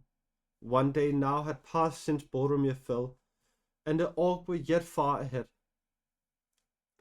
No longer could any sight of them be seen in the level plains. As nightshade was closing about them, Aragorn halted. Only twice in a day's march they had rested for a brief while, and 12 leagues now lay between them and the eastern wall, where they had stood at dawn. We have come at last to a hard choice, he said. Shall we rest by night, or shall we go on while our will and strength hold? Unless our enemies rest also, they will leave us far behind if we stay to sleep, said Legolas. Surely even orcs would pause on their march, said Gimli. Seldom orcs will journey in the open under the sun, yet these have done so, said Legolas. Certainly they will not rest by night. But if we walk by night, we cannot follow the trail, said Gimli. The trail is straight, and turns neither right nor left, as far as my eyes can see, said Legolas. Maybe I could lead you at guess in the dark and hold the line, said Aragorn. But if we strayed and they turned aside, then when light came, there might be a long delay before the trail was found again. And there is this also, said Gimli. Only by day can we see if any tracks lead away. If a prisoner should escape, or if one should be carried off, eastward, say, to the great river, towards Mordor, we might pass the signs and never know it. That is true, said Aragorn. But if I read the signs back yonder rightly, the orcs of the White Hand prevailed, and the whole company is now bound for Isengard. Their present course bears me out. Yet it would be rash to be sure of the counsels, said Gimli. And what of escape? In the dark we have passed the signs that led you to the brooch. The orcs will be doubtly on their guard since then, and the prisoners even warier, said Legolas. There'll be no escape again if we do not contrive it. How that is to be done cannot be guessed, but first we must overtake them. And yet even I, dwarf of many journeys, and not the least handy of my folk, cannot run all the way to Isengard without any pause, said Gimli. My heart burns me too, and I would have started sooner. But now I must rest a little to run the better. And if we rest, then the blind night is the time to do so. I said that it was a hard choice, said Aragorn. How shall we end this debate? You are our guide, said Gimli, and you are skilled in the chase. You shall choose. My heart bids me to go on, said Legolas, but we must hold together. I will follow your counsel. You give the choice to an ill chooser, said Aragorn. Since we passed through the Argonath, my choices have gone amiss. He fell silent, gazing north and west into the gathering night for a long while. Thank you, Earthling. But we are continuing until I have read this chapter done.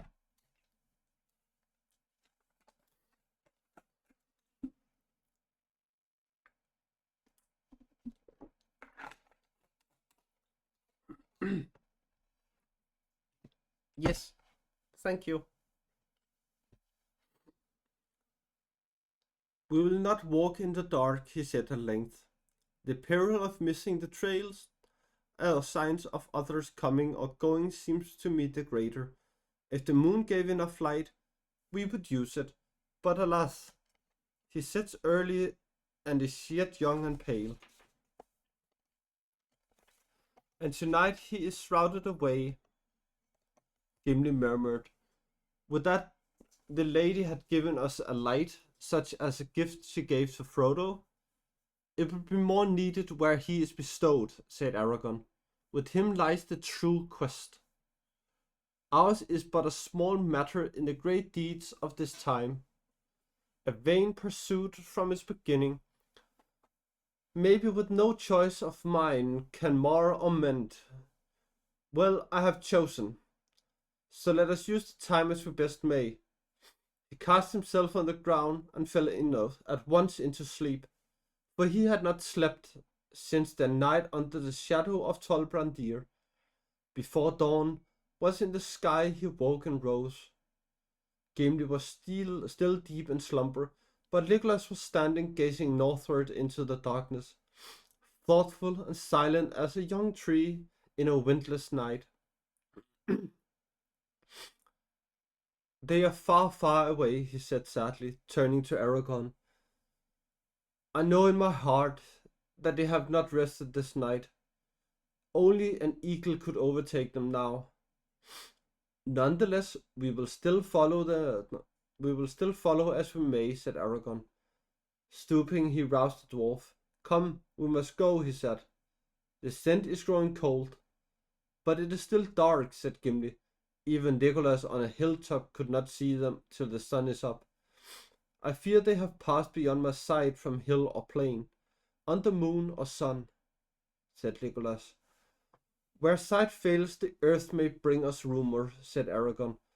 The land must groan under the hated feet. He stretched himself upon the ground with his ears pressed against the turf. He lay there motionless for a long time, that Gimli wondered if he had swooned or fallen asleep again. Dawn came glimmering, and slowly a grey light about them. At last he rose, and now his friend could see his face. It was pale and drawn, and his look was troubled. The rumor of the earth is dim and confused, he said. Nothing walks upon it for many miles about us. Faint and far are the feet of our enemies, but loud are the hoofs of the horses. It comes to my mind that I heard them, even as I lay on the ground in sleep, and they troubled my dreams. Horses galloping, passing in the west. But now they are drawing ever further from us, riding northward. I wonder what is happening in this land. Let us go, said Legolas. So the third day of their pursuit began.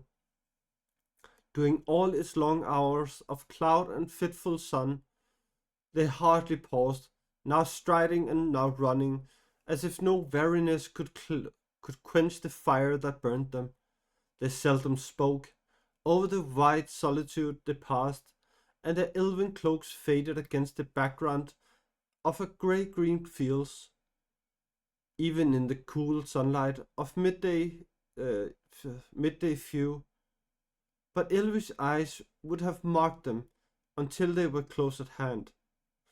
Often in their hearts they thanked the Lady of Lothian for the gift of Lembas, for they could eat of it and find new strength even as they ran. All day the track of their enemies led straight on, going northwest without a break or turn.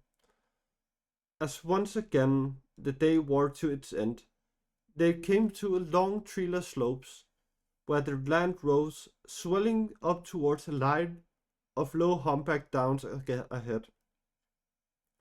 The oak trail grew fainter as it bent north towards them, for the ground became harder and the grass shorter. Far away to the left, the river end was wound, a silver thread in a green floor. Now moving the thing could be seen.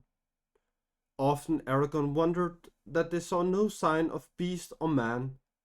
The dwellings of the Rohirrim were for the most part many leagues away to the south, under the wooded eaves of the White Mountains, now hidden in mist and cloud.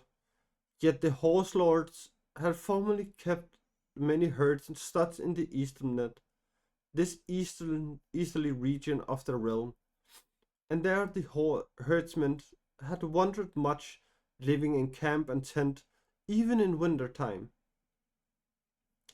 But now all the land was empty, and there was a silence that did not seem to be the quiet of peace.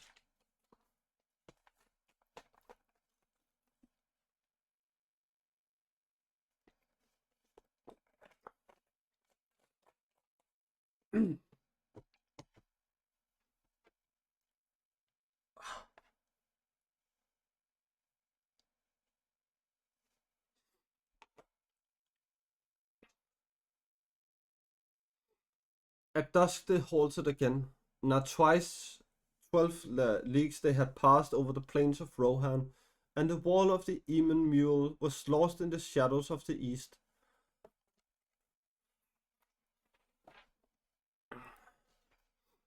The young moon was glimmering in a misty sky, but it gave small lights and the stars were veiled.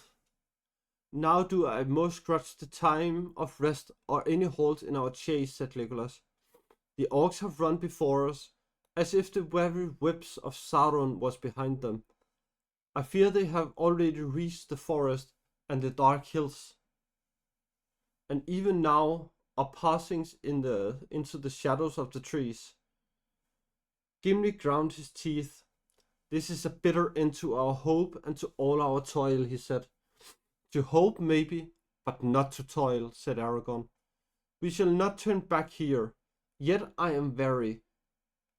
He gazed back along the way that had come towards the night gathering in the east. There is something strange at work in this land. I distrust the silence. I distrust even the pale moon. The stars are faint, and I'm very, as I've seldom been before, very as no ranger should be with a clear trail to follow. There is some will that lends speed to our foes and sets an unseen barrier before us. A weariness that is in the heart more than the limb. Truly, said Legolas, that I have known since first we came down the Eamon Mule, for the will is not behind us, but before us. He pointed away over the land of Rohan into the darkling west under the sickle moon. Saruman, muttered Aragorn, but he shall not turn us back. Halt we must once more, for see, even the moon is falling into gathering cloud. But north lies our road between Down and Fen when day returns. As before Legolas was first afoot, if indeed he had ever slept. Awake, awake, he cried. It is a red dawn. Strange things await us by the eaves of the forest. Good or evil, I do not know. But we are called. Awake! The others sprang up, and almost at once they set off again. Slowly the downs drew nearer. It was still an hour before noon, but they reached them, green slopes rising to the bare ridges that ran in a line straight towards the north. At their feet the ground was dry and the turf short, but a long strip of sunken land, some 10 miles wide, lay between them and the river, wandering deep in dim thickets of reed and rush. Just to the west of the southernmost slope there was a great ring, where the turf had been torn and beaten by many trampling feet. From it the Orc trail ran out again, turning north along the dry skirts of the hills. Aragorn halted and examined the tracks closely.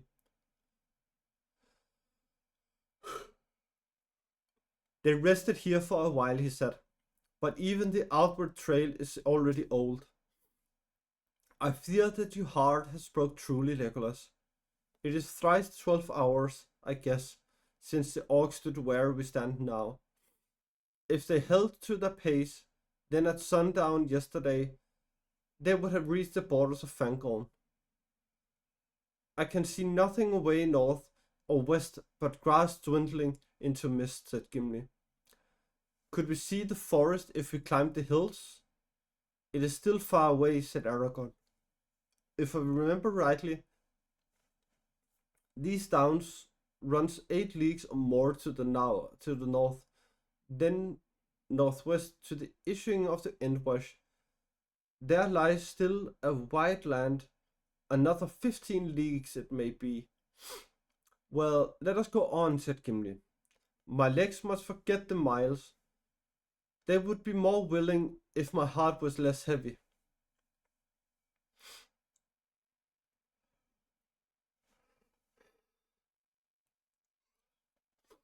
The sun was sinking when at last they drew near to the end of the line of downs. For many hours they had marched without rest.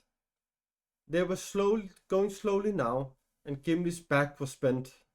Stone hard are the dwarfs in labor or journey, but this endless chase began to tell on him, as all hope failed in his heart. Aragorn walked behind him, grim and silent, stooping now and again to scan some print or mark upon the ground. Only Legolas still stepped as lightly as ever, his feet hardly seeming to press the grass, leaving no footprints as he passed. But in the waybread of the elves he found all the sustenance that he needed. And he could sleep, if sleep it could be called by men, resting his mind in a strange path of elvish dreams, even as he walked open-eyed in the light of this world.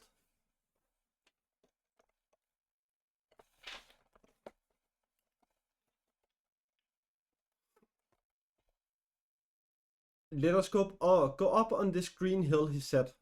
Verily they followed him, climbing the long slope until they came out upon the top. It was a round hill, smooth and bare, standing by itself, the most northerly of the downs. The sun sank, and the shadows of evening felt like a curtain. They were alone in a grey, formless world, without mark or measure. Only far away northwest, where a deeper darkness against the dying light, the mountains of mist, and the forest at their feet. Nothing can we see to guide us here, said Gimli. Well, now we must halt again and wear the night away. It is growing cold. The wind is north from the snows, said Aragorn, and ere morning it will be in the east, said Legolas. But rest if you must, yet do not cast all hope away. Tomorrow is unknown. Reed of is found at the rising of the sun. 3 suns already have risen on our chase and brought no counsel, said Gimli. The night grew ever colder. Aragorn and Gimli slept fitfully, and whenever they awoke they saw Legolas standing beside them, or walking to and fro, singing softly to himself in his own tongue. And as he sang, the white stars opened in the hard black vault above. So the night passed. Together they watched the dawn grow slowly in the sky, now bare and cloudless, until at last the sunrise came. It was pale and clear. The wind was in the east, and all the mist had rolled away. White lands lay bleak about them in the bitter light.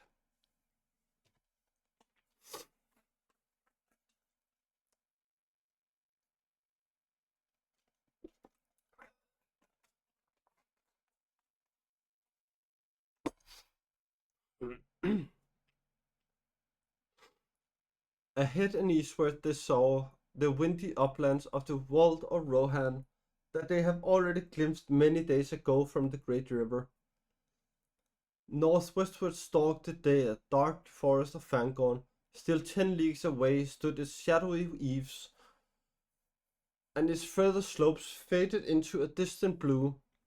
Beyond there glimmered far away, as if floating on a grey cloud, the white head of the tall Mithridas, the last peak of the misty mountains. Out of the forest the Indus flowed to meet them, its stream now swift and narrow, and its banks deep cloven. The oak trail turned from the downs towards it, following with his keen eye to the trail of river, and then the river back towards the forest. Aragon saw a shadow on the distant green, a dark, swift-moving blur. He cast himself upon the ground and listened again intently.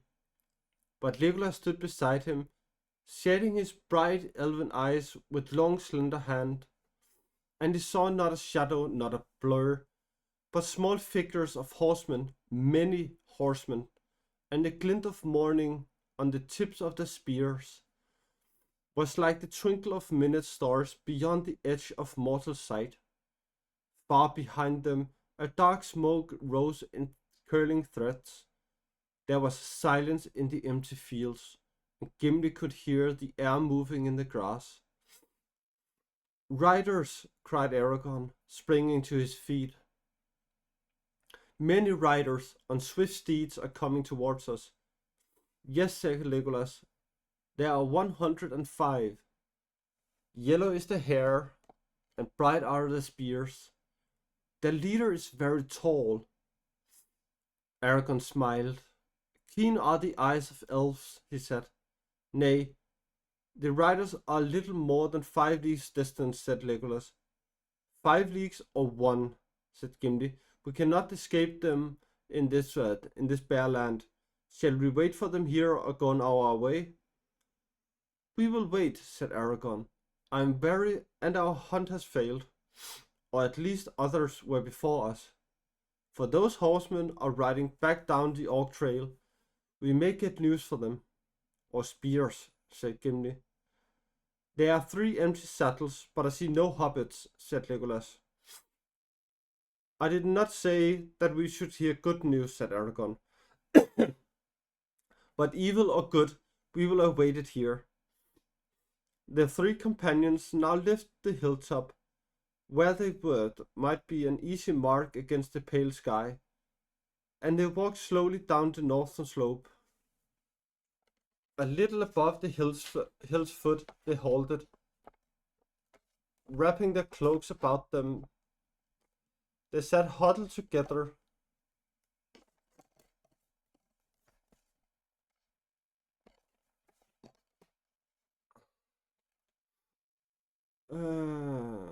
And where was it I got to?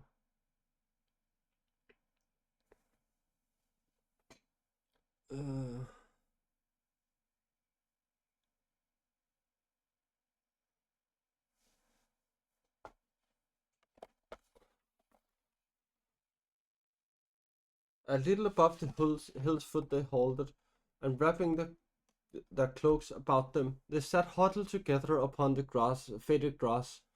The time passed slowly and heavily. The wind was thin and searching.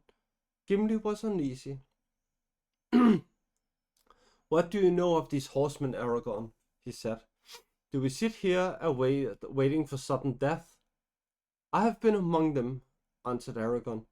"They are proud and wilful, but they are true-hearted, generous in thought and deed, bold but not cruel, wise but not unlearned, writing no books but singing many songs, after the manner of the children of men before the dark years. But I do not know what has happened here of late, nor in what mind the Rohirrim may now be between the traitor of Saruman and the threat of Sauron. They have long been the friends of the people of Gondor, though they are not akin to them. It was in forgotten years long ago that Eorl the Young brought them out of the north, and their kinship is rather than the bardings of Dale. And with the Beornings of the wood, among whom may still be seen many men tall and fair, as are the riders of Rohan. At least they will not love the orcs. But Gandalf spoke of a rumor that they pay tribute to Mordor, said Gimli. I believe it no more than did Boromir, answered Aragorn. You will soon learn the truth, said Legolas. Already they approached. At length, even Gimli could hear the distant beat of galloping hoofs. The horsemen following the trail had turned from the river and were drawing near the downs. They were riding like the wind. Now the cries of clear, strong voices came ringing over the fields. Suddenly they swept up with a noise like thunder, and the foremost horseman swerved, passing the foot of the hill and leading the host back southward along the western skirts of the downs. After him they rode in a long line of mail-clad men, swift, shining, fell, and fair to look upon. Their horses were of great stature, strong and clean-limbed. Their grey coats glistened, their long tails flowed in the wind, their manes were braided on their proud necks. The men that rode them matched them well, tall and long-limbed, their hair, flaxen pale, flowed under their light helms, and streamed in long braids behind them. Their faces were stern and keen. In their hands were tall spears of ash, painted shields were slung at their backs, long swords were at their belts. Their burnished shirts of mail hung down upon their knees. In pairs they galloped, and though every now and then one rose in his stirrups and gazed ahead to either side, they appeared to not perceive the three strangers sitting silently and watching them. The host had almost passed when Sir Aragorn stood up and called in a loud voice, "What news from the north, riders of Rohan?" With a stunning speed and skill, they checked the steeds' wheels and came charging round. Soon the three companions found themselves in a ring of horsemen, moving in a running circle, up the hill slope behind them, and down round and round them, and drawing ever inwards. Aragorn stood silent, and the other two sat without moving, wondering what things would turn. Without a word or cry, suddenly the riders halted. A thicket of spears were pointed towards the strangers, and some of the horsemen had bows in hand, and their arrows were already fitted to the string. Then one rode forward, a tall man, taller than all of the rest. From his helm, as a crest, a white horsetail flowed. He advanced until the point of his spear was within a foot of Aragorn's breast. Aragorn did not stir.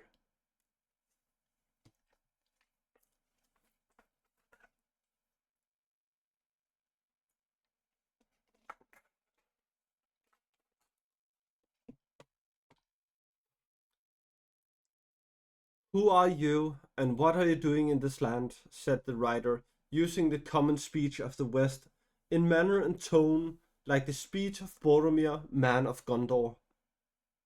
"I am called Strider," answered Aragorn. "I came out of the north. I am hunting orcs." The rider leaped from his horse, giving his spear to another who rode up and dismounted at his side.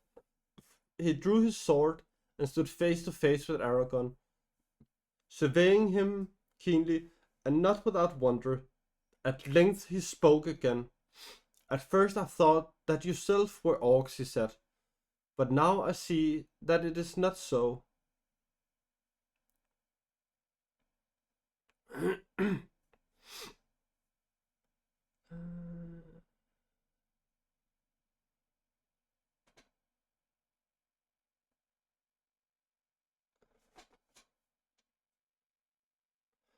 "Indeed you know little of orcs, if you go hunting them in this fashion. They were swift and well armed, and they were many. You would have changed from hunters to prey if you had ever overtaken them. But there is something strange about you, Strider." He bent his clear bright eyes again upon the ranger. That is no name for a man that you give. A strange too is your raiment. Have you sprung out of the grass? How did you escape our sight? Are you Elvis folk? Tommy! Hi! Like, come in.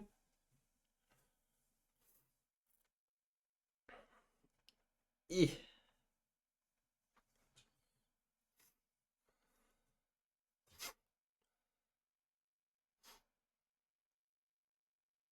Bon bon. Bon bon.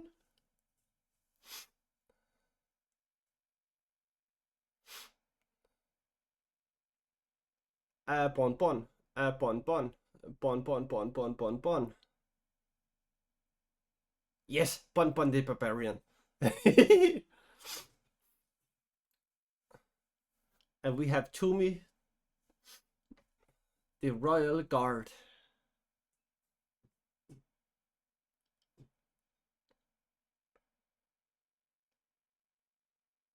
The Lifeguard of Bond.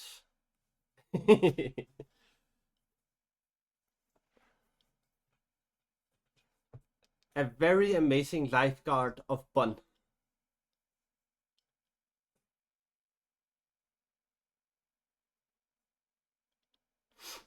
You are danger, Bon Bon. I think danger, Bon Bon.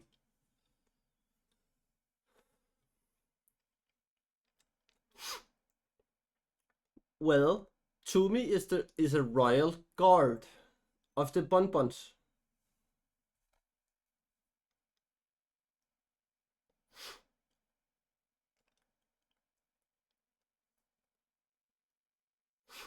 Yeah, the Barbarian Bon. That's cute. But Toomey's formal title is Lifeguard of Bons.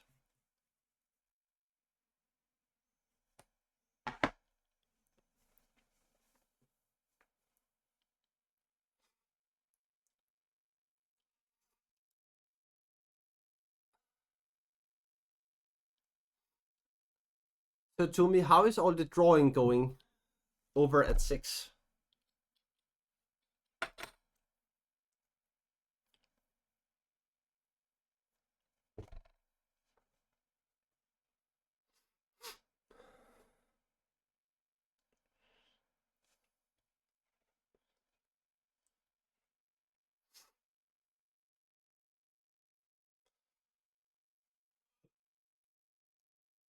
Oh, Toomey. Remember to take care of yourself, okay? Taking care of yourself is important.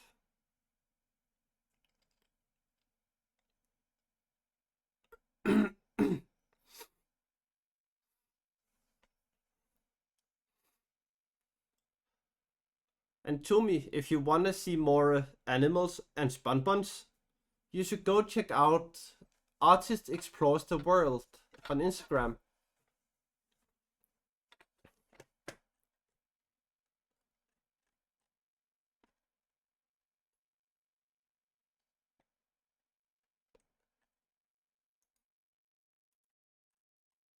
Yeah.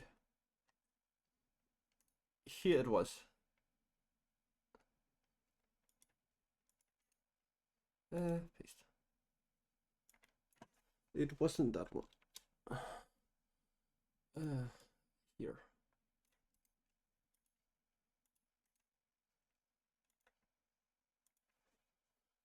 And then we put an H on and center. There we go.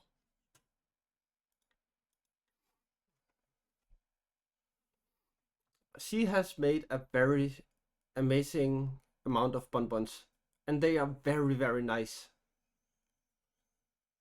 At least in my opinion.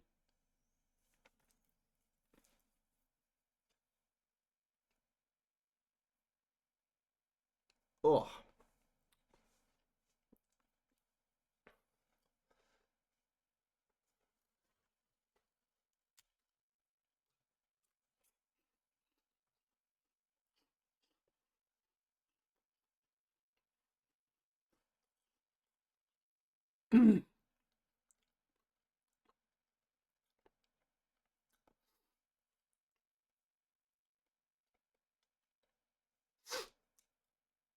But Tumi, do you want to hear some news?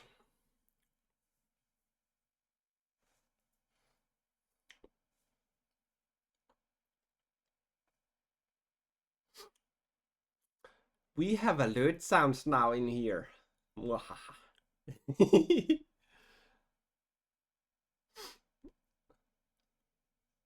And alert sounds made by Miss Deathheart.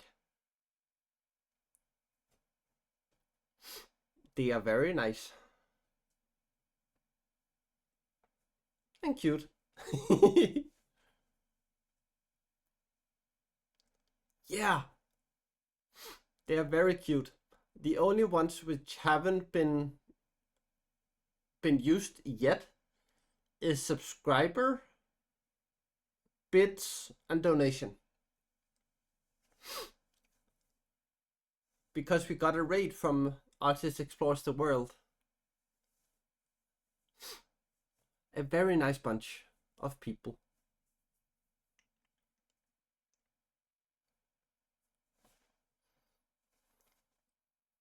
Yeah.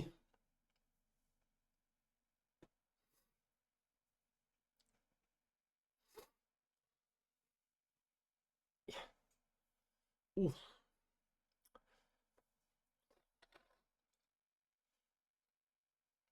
So I have 15 pages left. 14 and a half, 15. Something like that.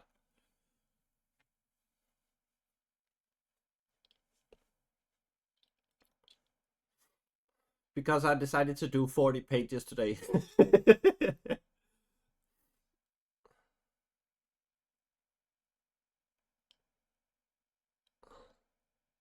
So yeah. Thank you, Tumi. Thank you. And to everyone else, you can also get the Paddy mode. It's available on subscription from tier 1.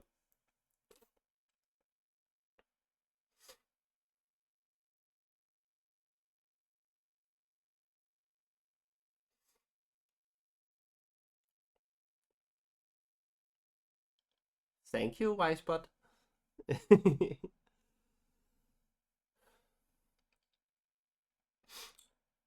No, said Aragon. One only of us is an elf. Legolas, from the woodland realm in distant Mirkwood. But we have passed through Lothlorien, and the gifts and favor of the lady goes with us. The rider looked at them with renewed wonder, but his eyes hardened.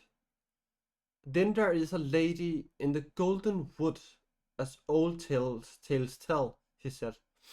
Few escape her nets, they say. These are strange days. But if you have a favor, then you also are net weavers, or sorcerers, maybe. He turned a cold glance suddenly upon Legolas and Gimli. Why do you not speak, silent ones? He demanded. Gimli rose and planted his feet firmly apart. His hand gripped the handle of his axe, and his dark eyes flashed. Give me your name, horsemaster, and I will give you mine, and more besides, he said. As for that, said the rider, staring down at the dwarf, the stranger should declare himself first. Yet I am named Eomer, son of Eomund, and am called the third marshal of Riddermark. Then Eomer, son of Eomund, third marshal of the Riddermark, let Gimli the dwarf, Gloin's son, warn you against foolish words. You speak evil of that which is fair beyond the reach of the thought, and only little wit can excuse you. Eomer's eyes blazed, and the men of Rohan murmured angrily, and closed in, advancing their spears. I would cut off your head, beard and all, master dwarf, if it stood but a little higher from the ground, said Eomer. He stands not alone, said Legolas, bending his bow, and fitting an arrow with hands that moved quicker than sight. You would die before your stroke fell. Eomer raised his sword, and things might have gone ill, but Aragorn sprang between them and raised his hand. Your pardon, Eomer, he cried. When you know more, you will understand why you have angered my companions. We intend no evil to Rohan, nor to any of its folk, neither to man nor to horse. Will you not hear our tale before you strike? I will, said Eomer, lowering his blade, but wanderers in the Riddermark would be wise to be less hardy in these days of doubt. First tell me your right name. First tell me whom you serve, said Aragorn. Are you friend or foe of Sauron, the Dark Lord of Mordor? I serve only the Lord of the Mark, Theoden, king's son of Thingol, answered Eomer. We do not serve the power of the Black Land far away, but neither are we yet at open war with him. And if you are fleeing from him, then you had best leave this land. But we desire only to be free, and to live as we have lived, keeping our own and serving no foreign lord, good or evil. We welcomed guests kindly in the better days, but in these times the unbidden stranger finds us swift and hard. Come, who are you? Whom do you serve? At whose command do you hunt orcs in our land? I serve no man, said Aragorn, but the servants of Sauron I pursue into whatever land they may go. There are few among mortal men who know more of orcs, and who do not hunt them in this fashion out of choice. The orcs whom we pursued took captive two of my friends. In such need, a man that has no horse will go on foot, and he will not ask for leave to follow the trail, nor will he count the heads of the enemy save with a sword. I am weaponless. Aragorn threw back his cloak. The elven sheath glittered.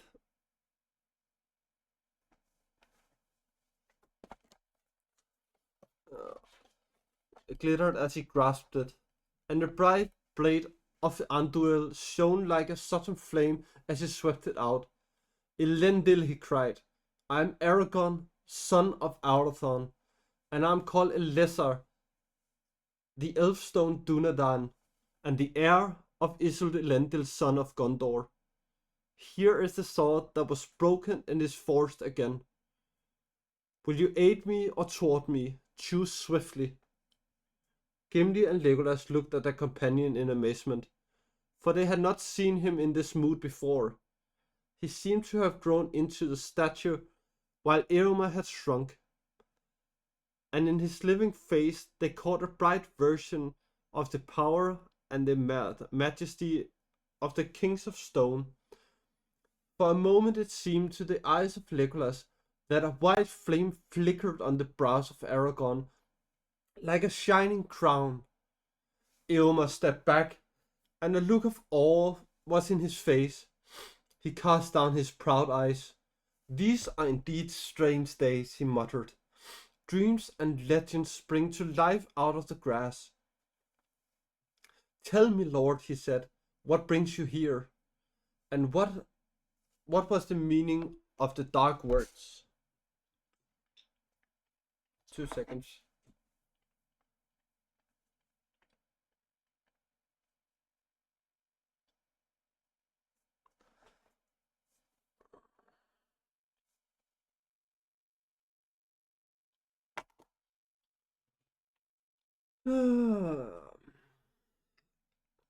Long has Boromir, son of Denethor, been gone seeking an answer, and the horse that we lent him came back riderless. What doom do you bring out of the north? The doom of choice, said Aragorn. You may say this to Theoden, son of Thingol. Open war lies before him, with Sauron or against him.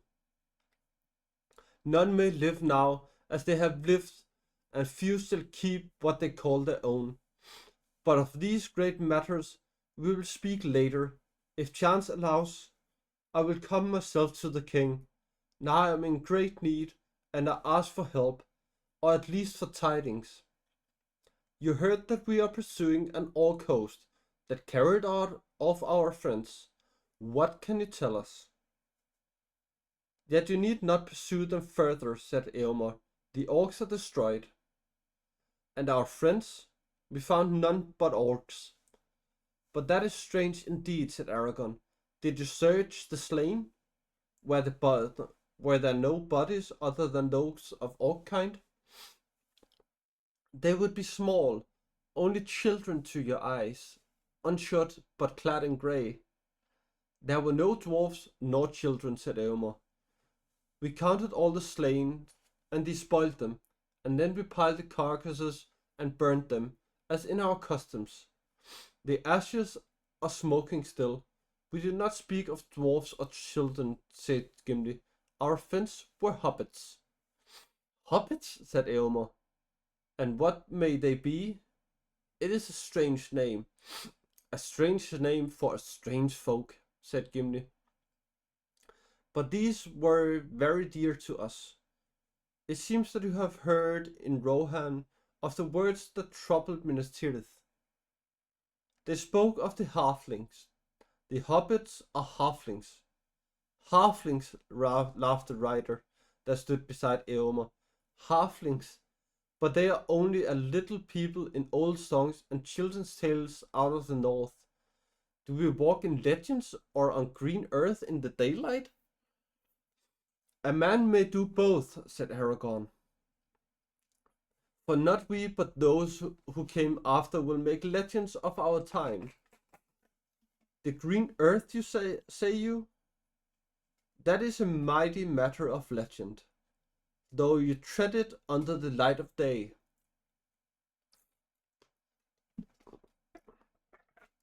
Time is pressing, said the rider, not heeding Aragorn. We must hasten south, Lord. Let us leave these white folk to their fancies, or let us bind them and take them to the king. Peace, Eärthin, said Eomer in his own tongue. Leave me a while. Tell the Irred to assemble on the path and make ready to ride to the invade. Muttering, Eärthin retired and spoke to the others. Soon they drew off and left Eomer alone with the three companions. All that you say is strange, Aragorn, he said. Yet you speak the truth, that is plain. The men of the mark do not lie, and therefore they are not easily deceived. But you have not told all. Will you not speak more fully of your errand, so that I may judge what to do?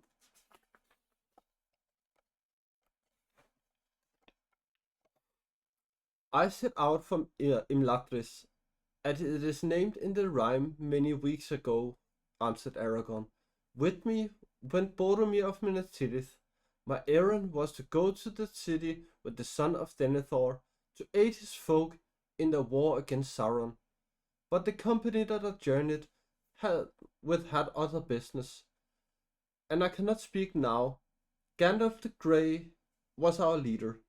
Gandalf, Eomer exclaimed. Gandalf Greyheim is known in the mark, but his name, I warn you, is no longer a password to the king's favor. Mr. Thard, hi!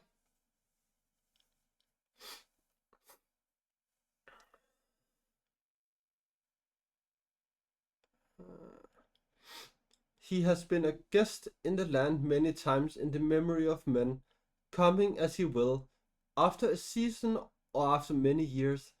He is ever the hero of strange events and a bringer of evil, some now say. Yes, it does. Thank you, Mr. Thard. Thank you.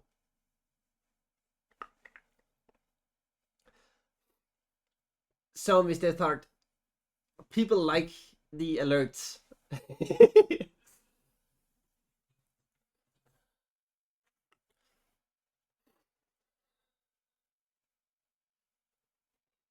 Vero and Jassy came in before. Oh.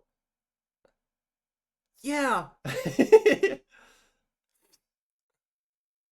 People like your alert sounds. Yeah. Yeah, it's amazing. Until now, we have had the raid and the follow.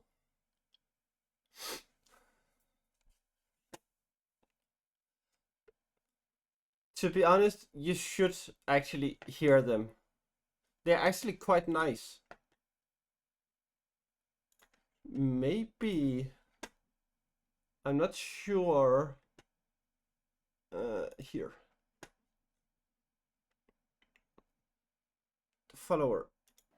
A new bunny just hopped into the library. Thank you. It's cute.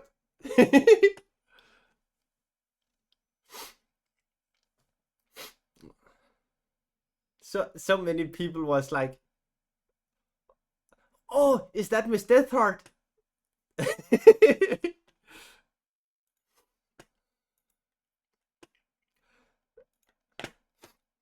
And this was the one which came when they raided. Good lord, it's a raid! Bunnies, take your posts!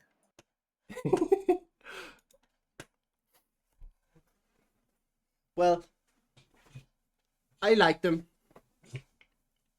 I like them very much. And it seems like everyone else also do.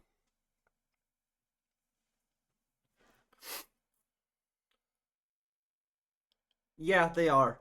I actually had to turn them down 30% because they were so loud.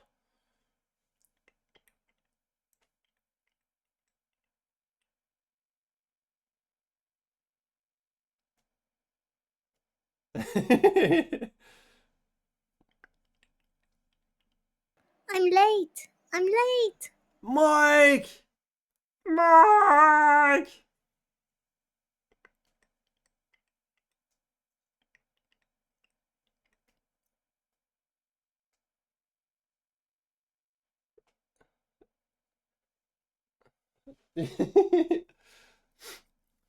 Mike, did you like the new alert?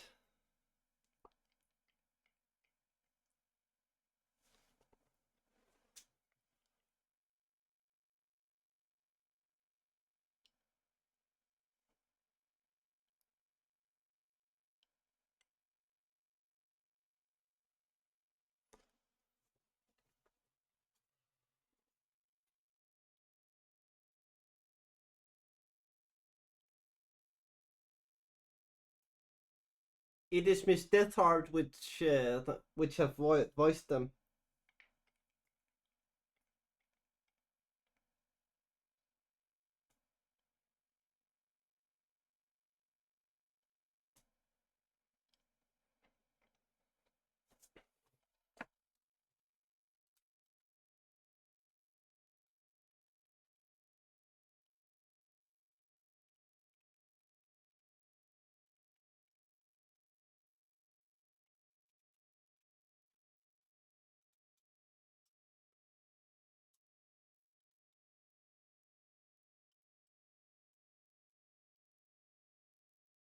Yes, clap, clap, clap, clap. A very talented Miss Deathheart. So, Earthling, can you give Miss Deathheart a shout out as well?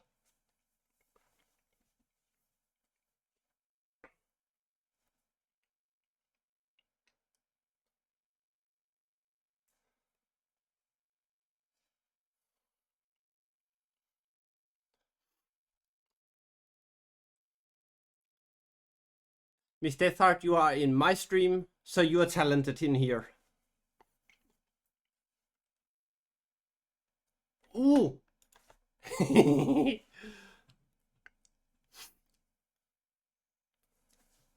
Yes, go give Miss Deathheart a follow. Parachutes! Now we drop, drop, drop, drop, drop, drop, drop, drop, drop, drop, drop. Come on, everyone! We drop here.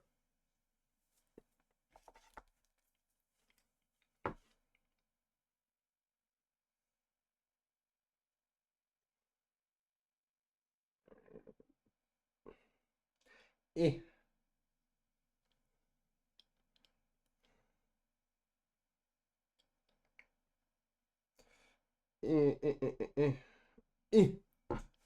My patate.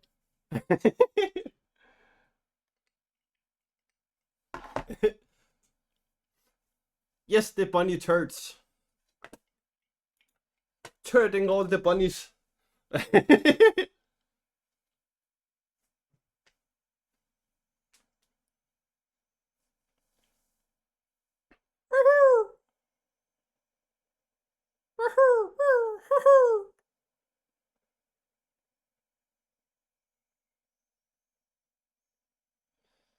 Oh, and a little assist. And assist. An earthling has gotten the bush for the third time today.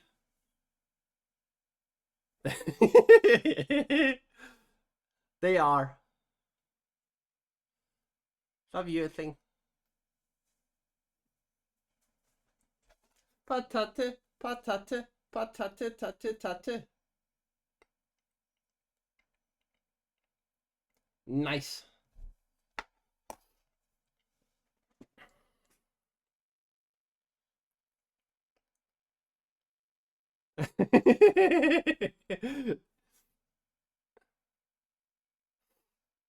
Yes.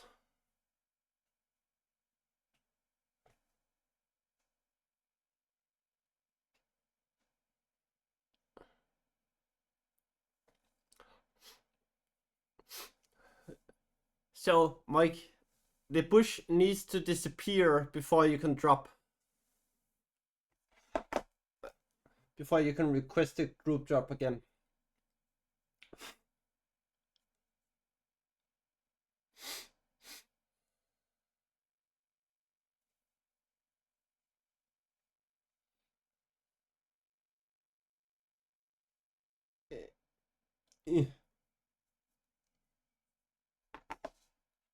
Yes, come here.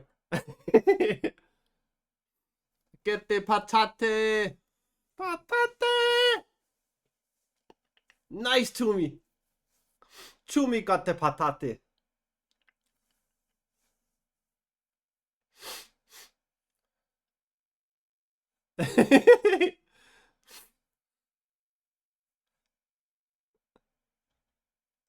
Well, you drop them because you take care of others.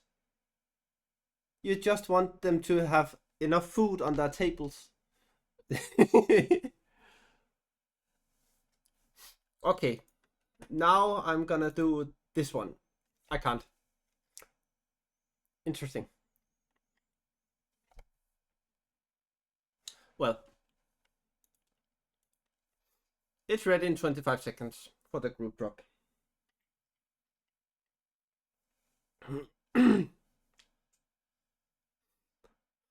So we have 11 pages left at the moment of today. And then we have done 2 chapters today because the first one was like 7-8 pages and I thought that was too little.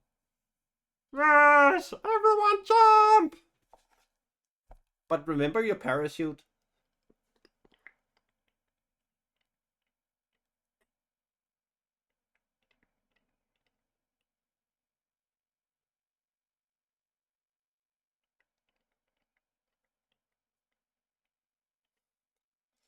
Come on, everyone.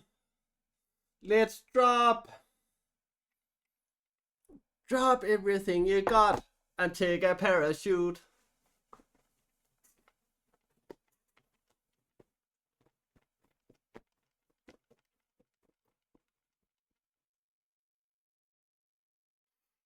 Let's go.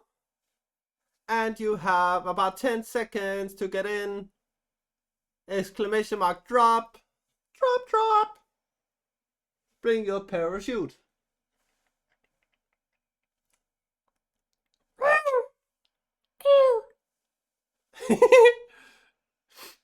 Toomey is a silly goose.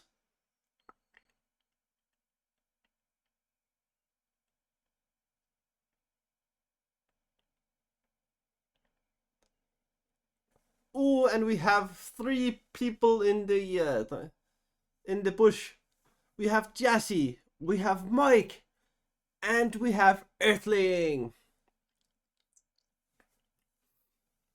Do. This deserves a rice chip.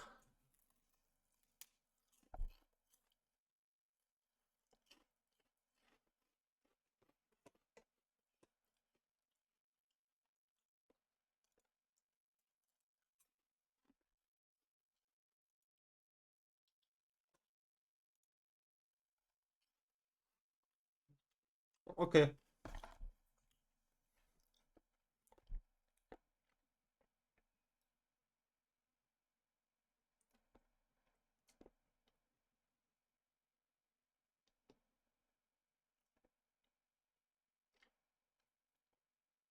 Hmm.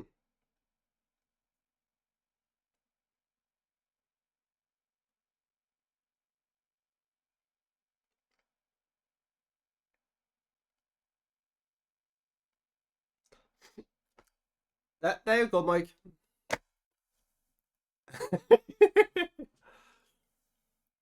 I am not worshipping anyone.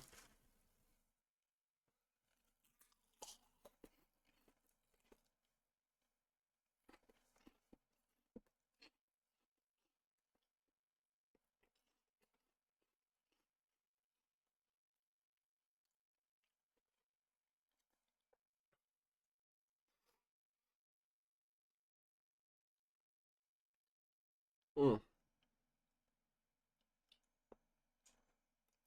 And to everyone in here which haven't heard, in 2 weeks I'm gonna have my bun day, and that will be a special day where I try to um do something extra special.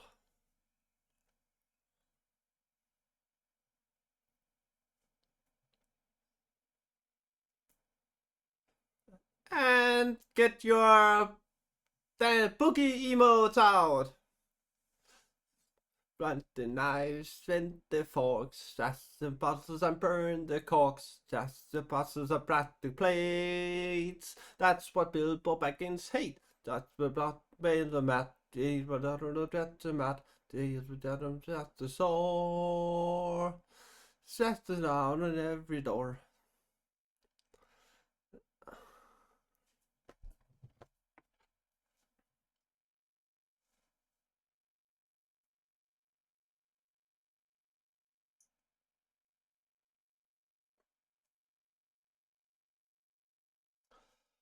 That's what Bilbo Baggins hate.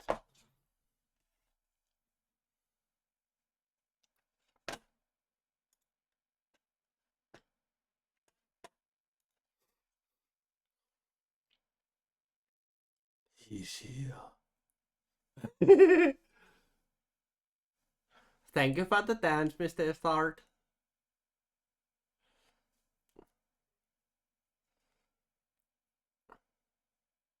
But yes, that will be my first Monday celebrated on stream. It's not gonna be my precise Monday because I do not. I spend my Monday with my mom and my partner.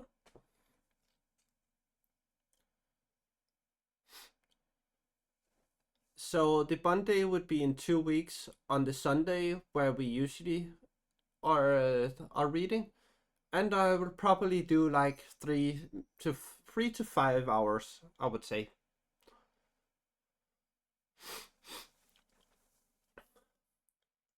But at the start, at the 30-minute mark, I will unpack the book I got from my girlfriend. I will unpack that on stream. So if you wanna see me unpack the book I got from my girlfriend, then be here at 7:30 p.m. GMT2. GMT plus 2, it says. So a half an hour after I usually start streaming. You too, Mike, and thank you for coming in.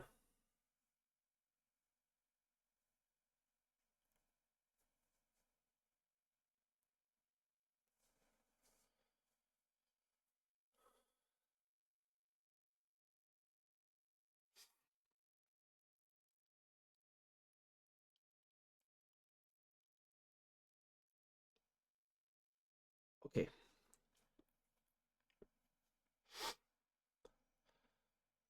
Indeed, since his last coming in the summer, all things have gone amiss. At that time, our trouble with Saruman began. Until then, we counted Saruman our friend, but Gandalf came then and warned us that sudden war was preparing in Isengard. He said that he himself had been a prisoner in the Orthanc and had hardly escaped, and he begged for help. But Theoden would not listen to him, and he went away. Speak not the name of Gandalf loudly in Theoden's ears. He is wroth, for Gandalf took the horse that is called Shadowfax, the most precious of all the king's steeds, chief of the Meres, which only the Lord of the Mark may ride. For the sire of their race was the great horse of all, that knew the speech of men. 7 nights ago Shadowfax returned, but the king's anger is not less. For now the horse is wild, and will let no man handle him. Then Shadowfax has found his way alone from the far north, said Aragorn, for it was there that he and Gandalf parted. But alas, Gandalf will ride no longer. He fell into the darkness of the mine in the mines of Moria and comes not again. That is heavy tidings, said Eomer, at least to me and to many, though not to all, as you may find, if you come to the king. It is tidings more grievous than any in this land can understand, though it may touch them sorely ere this year is much older, said Aragorn. But when the great fall, the list must lead. My part it has been to guide our company on the long road from Moria, through Lorien we came, and which it were well that you should learn the truth ere you speak of it again, and thence down the leagues of the great river to the falls of Dharos. There Boromir was slain by the same orcs whom you destroyed. Your news is all of woe, cried Eomer in dismay. Great harm is this death to Minas Tirith, and to us all. That was a worthy man, all spoke his praise. He came seldom to the mark, for he was ever in the wars of the east borders, but I have seen him, more like to the swift sons of Earl than to the grave men of Gondor he seemed to me, and likely to prove a great captain of his people when his time came. But we have had no word of this grief out of Gondor. When did he fall? It is now the 4th day since he was slain, answered Aragorn, and since the evening of that day we have journeyed from the shadow of Tol Brandir. On foot? Cried Eomer. Yes, even as you see us. White wonder came into Eomer's eyes. Strider is too poor a name, son of Arathorn, he said. Wingfoot I name you. This deed of the 3 friends should be sung in many halls.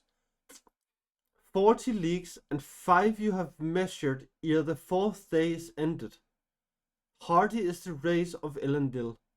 But now, Lord, what would you have me do? I must return in haste to Theoden. I spoke verily before my men. It is true that we are not yet at open war with the Black Land, and there are some close to the king's ear that speak craving counsel, but war is coming. We shall not forsake our old alliance with Gondor, and while they fight, we shall aid them. So say I and all who hold with me.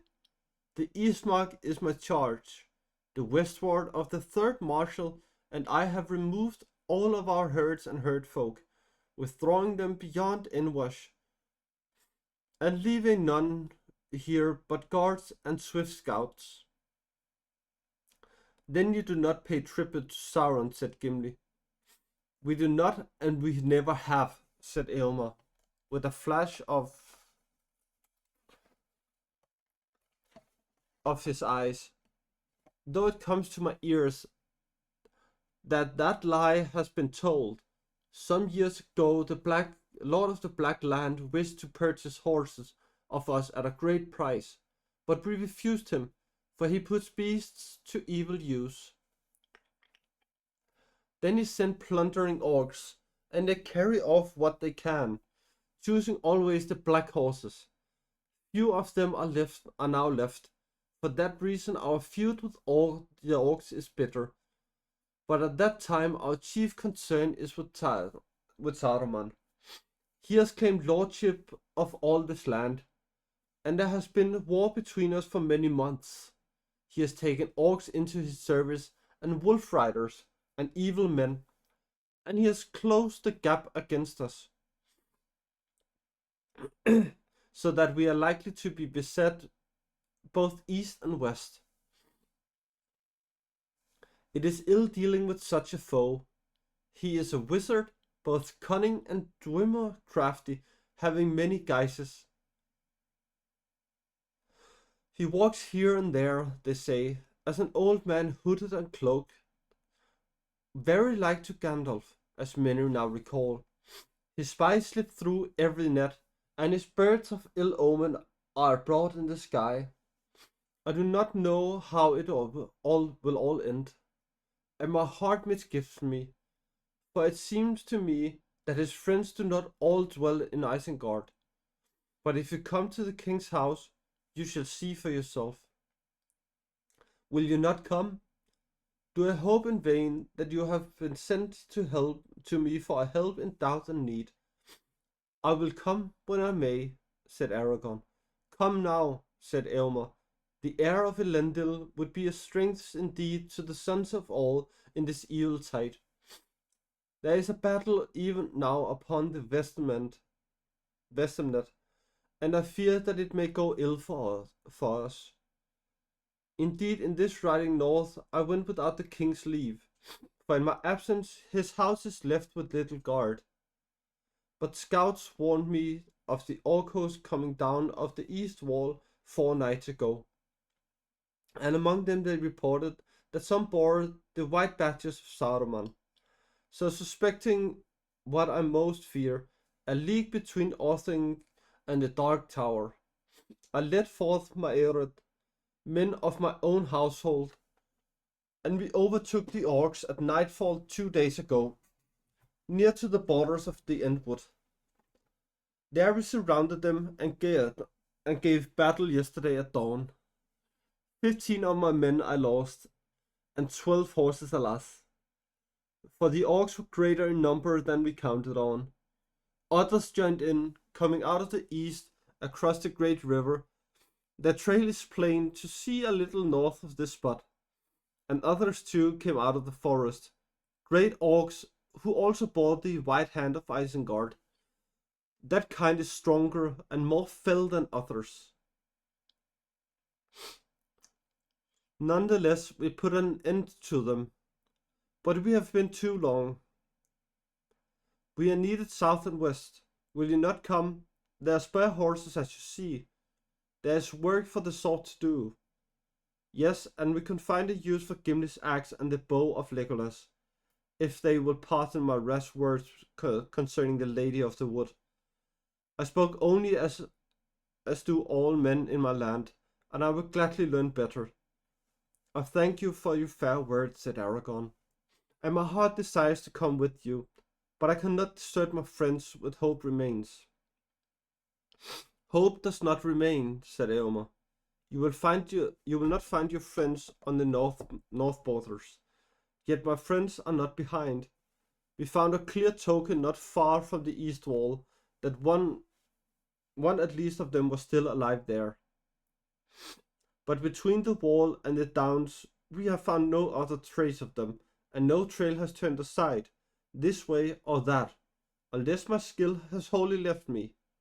Then what do you think has become of them? I do not know.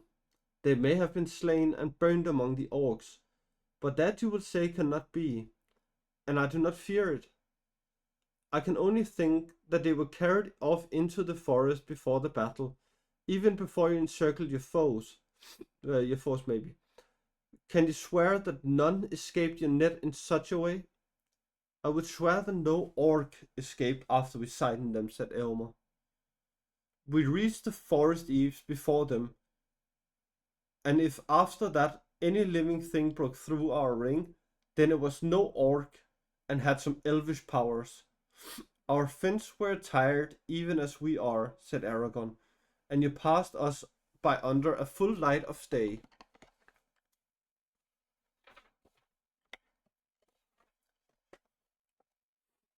I had forgotten that, said Helmer. It is hard to be sure of anything among so many marvels. The world is all grown strange. Elf and dwarf in company walk in our daily fields, and folk speak with the lady of the wood and yet live. And the sword comes back to war that broke after the long ages ere the fathers of our fathers rode into the mark. How shall a man judge what to do in such times, as he has ever judged, said Aragon. Good and ill have not changed since yesteryear, nor are they one thing among elves and dwarfs, and another among men. It is a man's part to discern them, as much in the golden wood as in his house.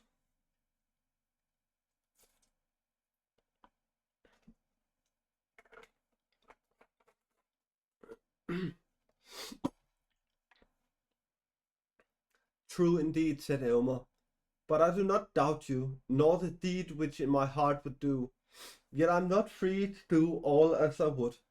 It is against our law to let strangers wander at will in our land, until the king himself shall give them leave. And more strict is the command in these days of peril. I have begged you to come back willingly with me, and you will not. Loth am I begin the battle with the 100 against 3. I do not think your law was made for such a chance, said Aragon. Nor indeed am I a stranger, for I have been in this land before, more than once, and ridden with the host of the Rohirrim, though under other name and in other guise. You I have not seen before, for you are young, but I have spoken with Eomund your father, and with Theoden son of Thengel. Never in former days would any high lord of this land have constrained a man to abandon such a quest as mine. My duty at least is clear to go on. Come now, son of Eomen, the choice must be made at last. Aid us, or at the worst let us go free, or seek to carry out your law. If you do so, there will be fewer to return to your war or to your king.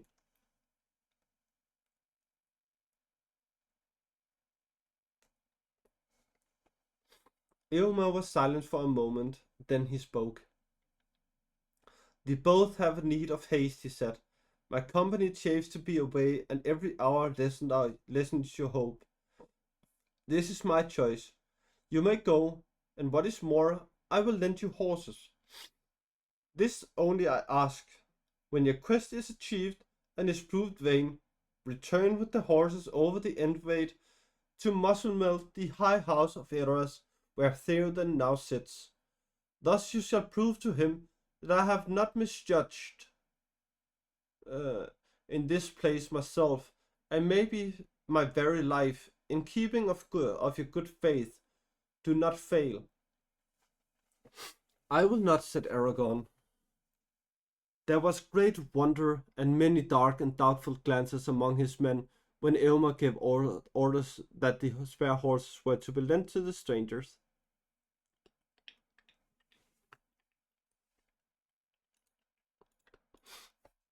Thank you, Earthling.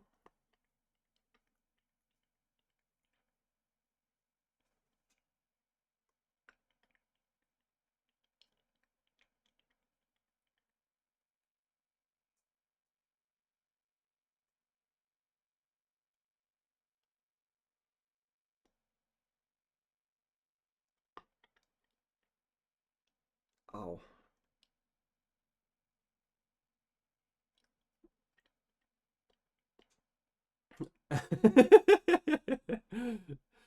To be honest, it came the second you came back. There was great wonder and many dark and doubtful glances among his men when Eomer gave orders that the spare horses were to be lent to the strangers, but only Earthen dared to speak openly.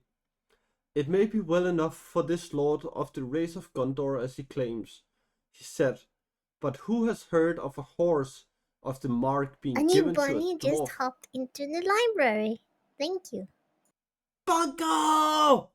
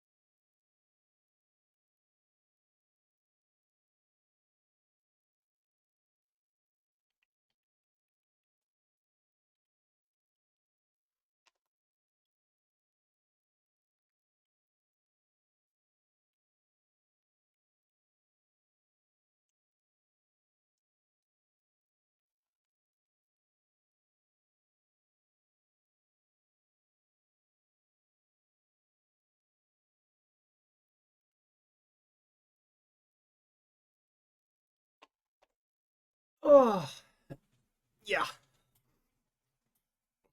And I have had the pleasure of Bungo still talking to me.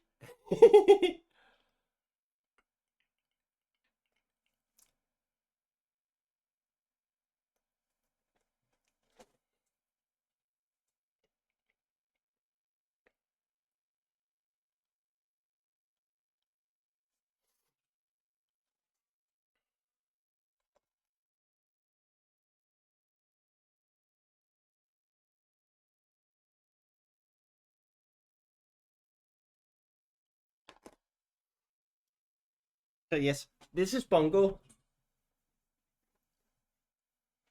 and she's an amazing widow.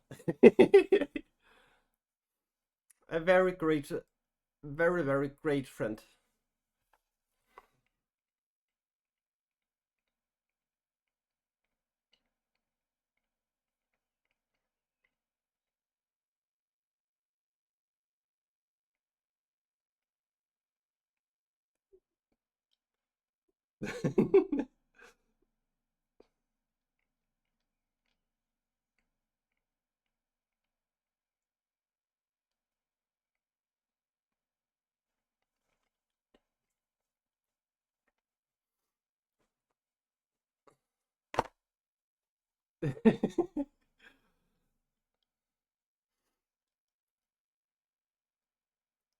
Yes, as weird as you.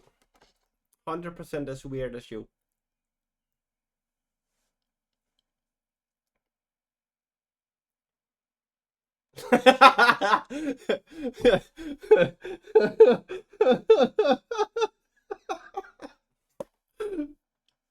Oh, that's amazing. Oh.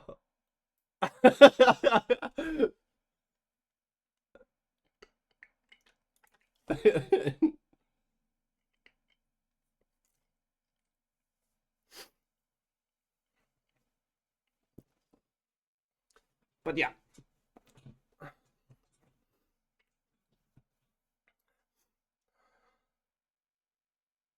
I need to get a bonbon made for Bongo.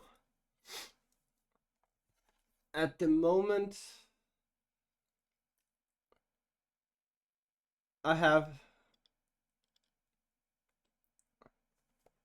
3 bonbons, I think. I'm not sure. No, I have 4.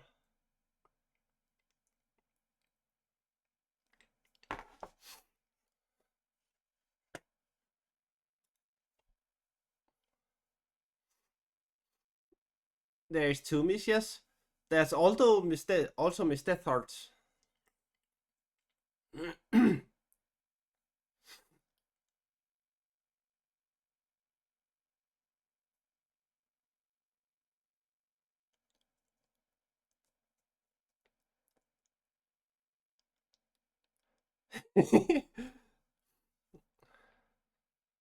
Well, Earthling, it's morning where Bongo is.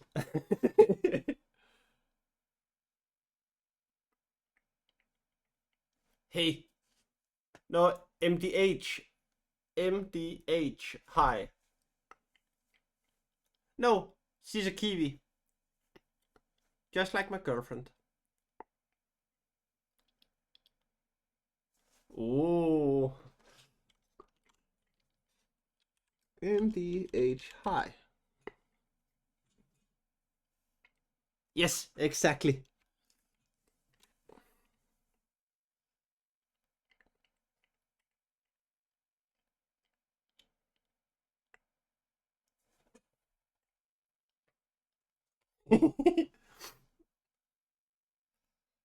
Yes, Miss Deathheart is a troll. A 4th one is Dienbon, the Barnacle. I haven't set it up yet. No, I just haven't set up the last one. My brain has been every fucking where. She is a troll bun.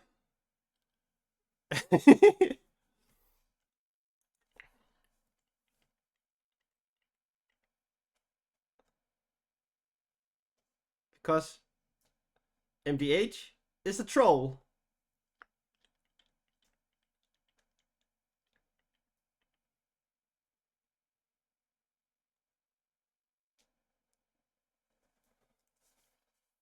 Yes. Me too.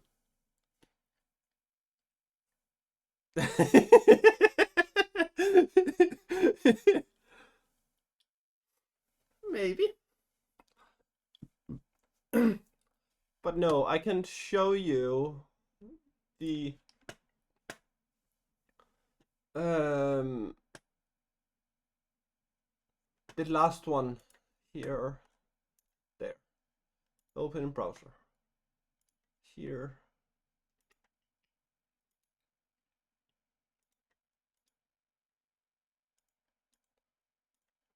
Huh. That's weird.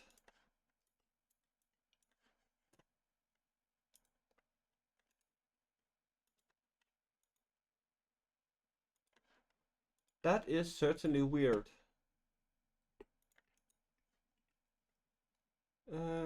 Remove, yes. Because it didn't want me to create new. Yes. So this one is the last one of them. This is Jinbun, the barnacle.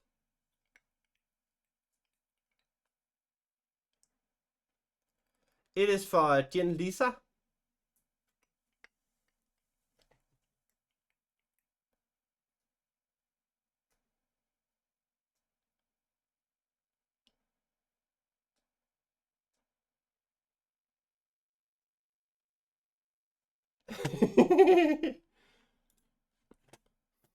So yes.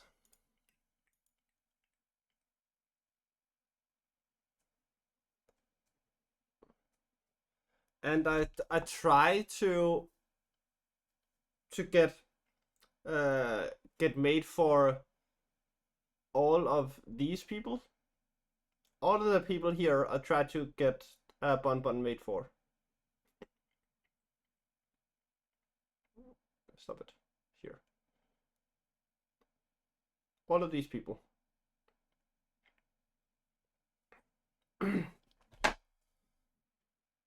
So that would be 10 bonbons, and I'm on 4 right now.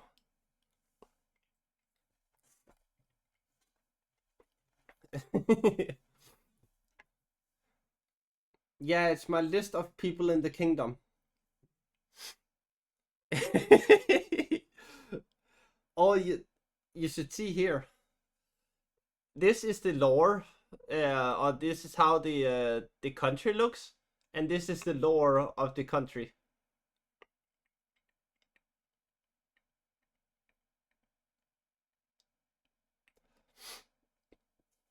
I'm writing a bit on the lore.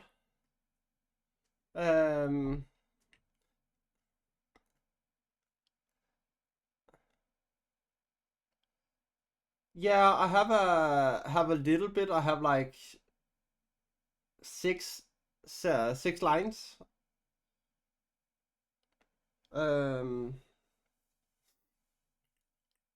But I'm not very good at writing. Oh.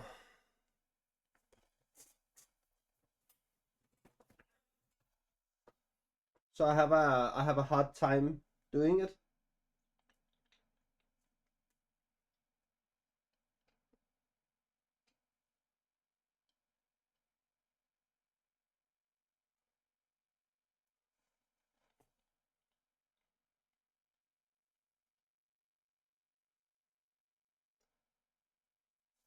But I try.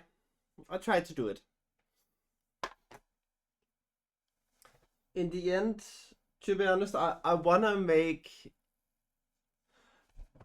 a coloring book with all the citizens of the country, and with some sceneries of the country. Ow. So yeah.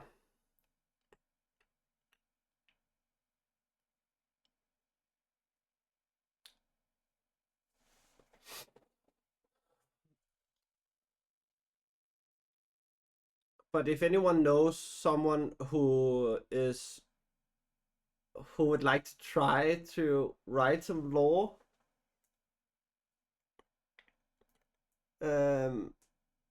just please say it, because I could need some help.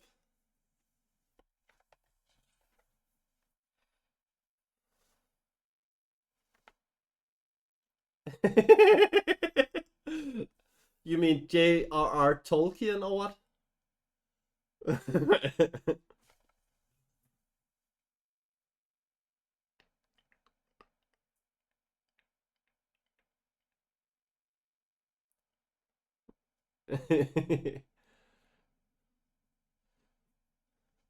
Oh, G.R.R. Martin.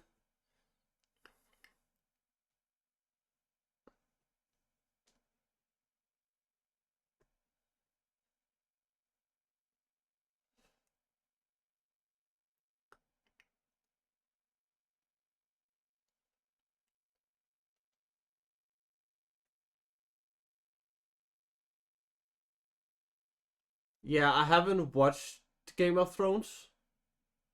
It haven't catch the interest of me, to be honest.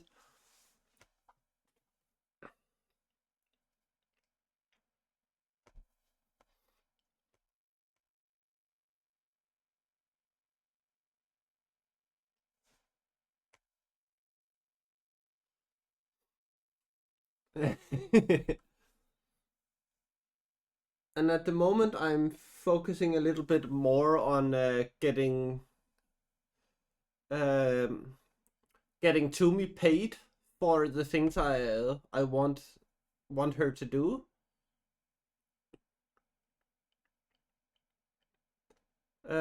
Because I only have 2 paychecks left before I start school, and then all those money is fucking gone.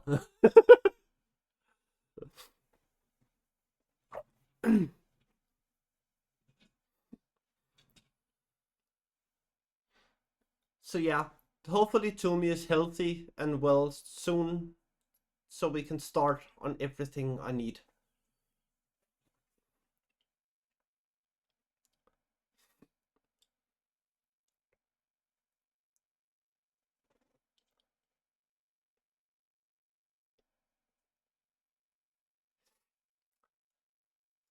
But you all know what I say, health comes first.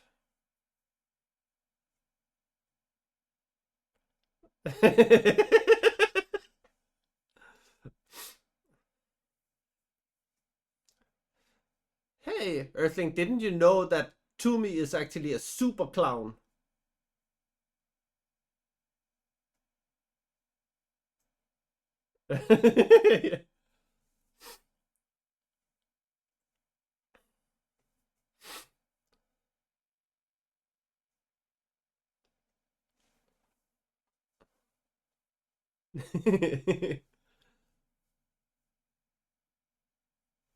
Yes, it's amazing. Okay. And where did we go?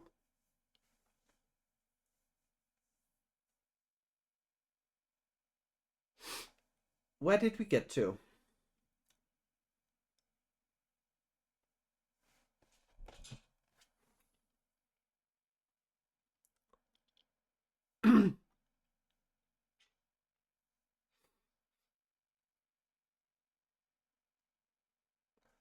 We got to here.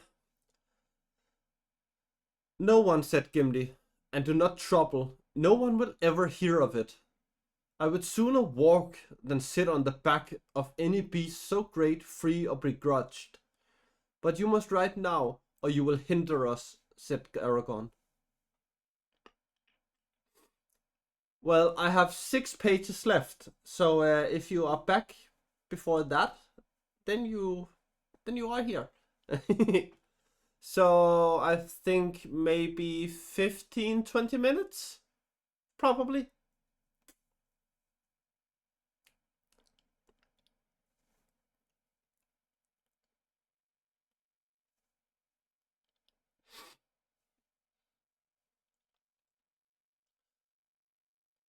Come, you shall sit behind me, friend Gimli, said Legolas. Then all will be well, and you need neither borrow a horse nor be troubled by one.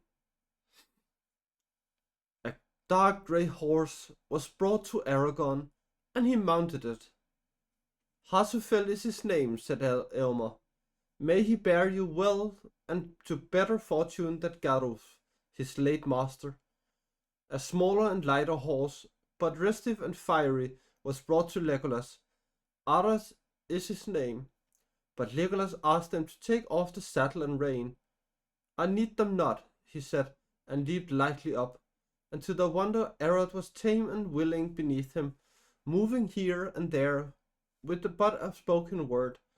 Such was Elvi's way with all good beasts. Gimli was lifted up behind his friend, and he clung to him. Not much more at ease than Sam Gamgee in a boat. Farewell, and may you find what you seek, cried Eomer. Return with what speed you may, and let our swords hereafter shine together. I will come, said Aragorn. And I will come too, said Gimli. The matter of the Lady Galadriel lies still between us. I have yet to teach you gentle speech. We shall see, said Eomer. So many strange things have chanced, that to learn the praise of a fair lady under the loving strokes of a dwarf's axe will seem no great wonder. Farewell. Thank you, Bells. Yeah.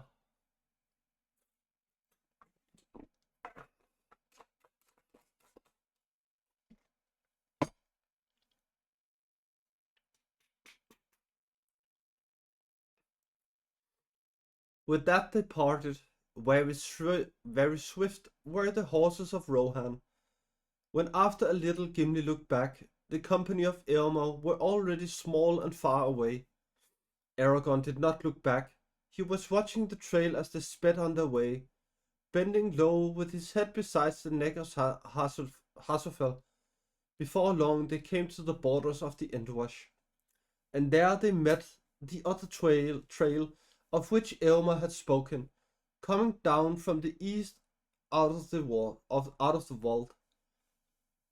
Aragorn dismounted and surveyed the ground, then leaping back into the saddle, he rode away from some distance eastward, keeping to one side and taking care not to override the footprints.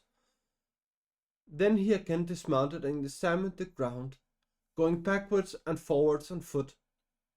There's little to discover, he said when he returned. The main trail is all confused with the passage of the horsemen as they came back. Their outward course must have lain nearer the river, but this outward trail is fresh and clear. There's no sign of any feet going the other way, back towards Anduin.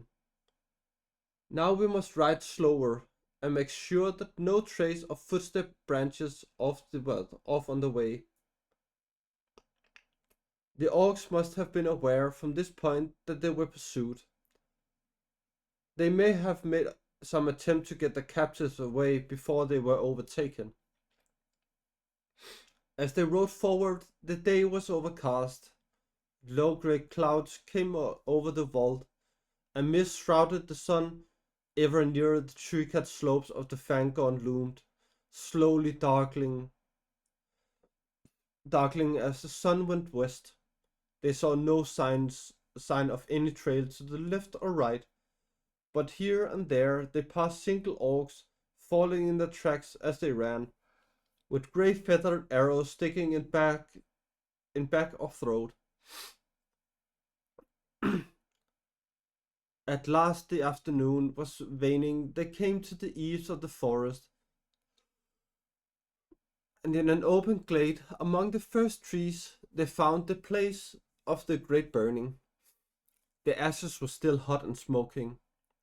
Beside it was a great pile of helms and mail, cloven shields and broken swords, bows and darts and other great gear of war. Upon a stake in the middle was set a great goblin head. Upon his shattered helm the white badge could still be seen.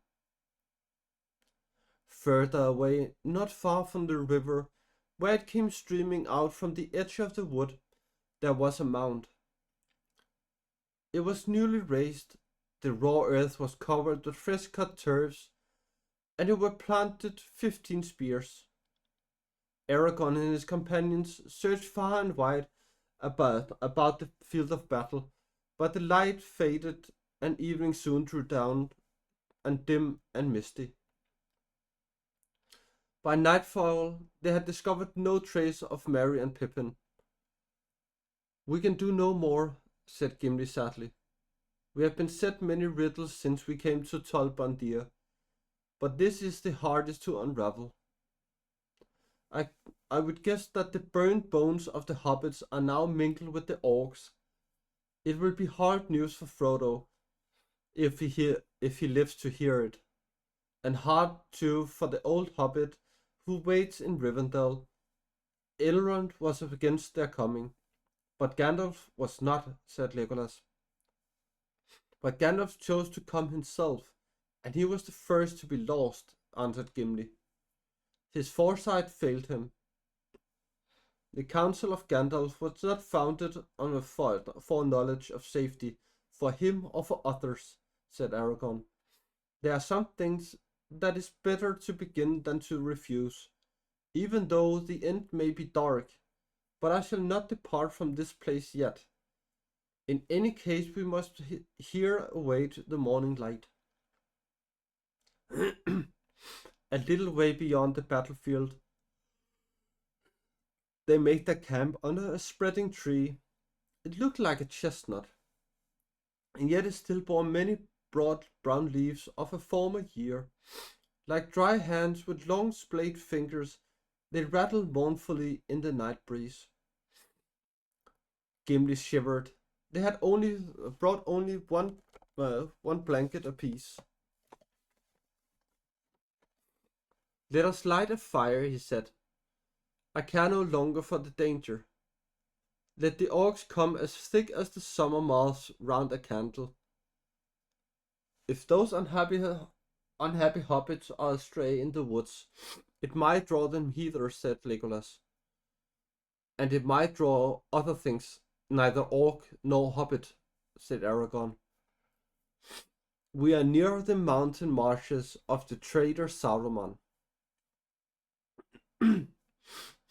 Also, we are on the very edge of Fangorn, and it is perilous to touch the trees of that wood, it is said. But that the Rohirrim made a great burning here yesterday, said Gimli, and they felled trees for the fire, as can be seen. And yet they passed the night after safely here, when their labor was ended. They were many, said Aragorn, and they do not heed to the wrath of Fangorn, for they come here seldom, and they do not go under the trees, but our paths are likely to lead us into the very forest itself. So I have a care. Cut no living wood. There is no need, said Gimli. The riders have left chip and boughs enough, and there is dead wood lying in plenty. He went off to gather fuel, and busied himself with building and kindling a fire. But Aragorn sat silent, with his back to the great tree, deep in thought. And Legolas stood alone in the open, looking towards the profound shadow of the wood, leaning forward, as one who listens to voices calling from a distance. When the dwarf had a small bright blaze going, the three companions drew close to it and sat together, shrouding the light with their hooded forms. Legolas looked up at the boughs of the trees reaching out above them. Look, he said, the tree is glad of the fire. It may have been that the dancing shadows tricked the eyes, but certainly to each of the companions the boughs appears to be bending this way, and so that it come above the flames, while the up branches were stooping down. The brown leaves now stood out stiff and rubbed together like many cold cracked hands, taking comfort in the warmth. There was a silence, for suddenly the dark and unknown forest, so near at hand, made itself felt as a great brooding presence, full of secret purpose. After a while, Legolas spoke again.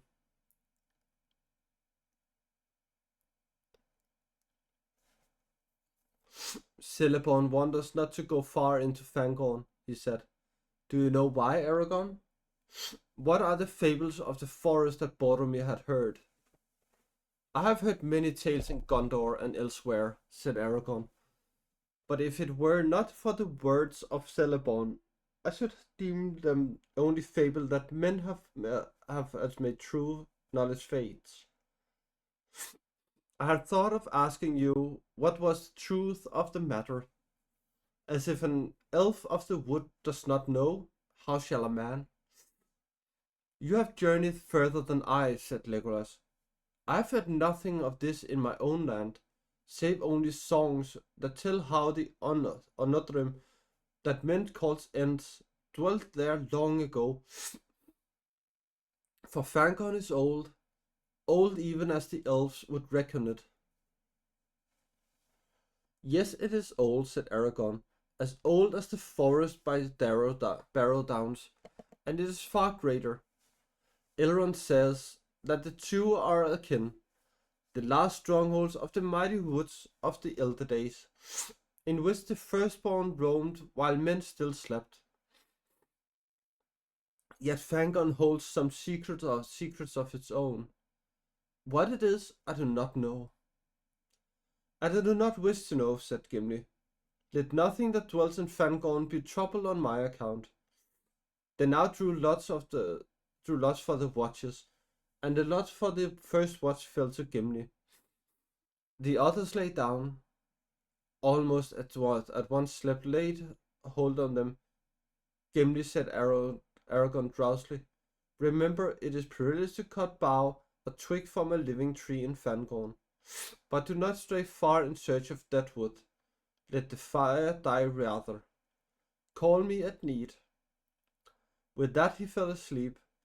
Legolas already lay motionless, his hands folded upon his breast, his eyes unclosed, blending living night and deep dream, as is the way with elves. Gimli sat hunched by the fire, running his thumb thoughtfully along the edge of his axe. The tree rustled. There was no other sound. Suddenly Gimli looked up, and there just on the edge of the firelight stood an old bent man, leaning on a staff, wrapped in a great cloak. His white-brimmed hat was pulled over his eyes. Gimli sprang up, too amazed for the moment to cry out, though at once his thought flashed into his mind that Saruman has caught them.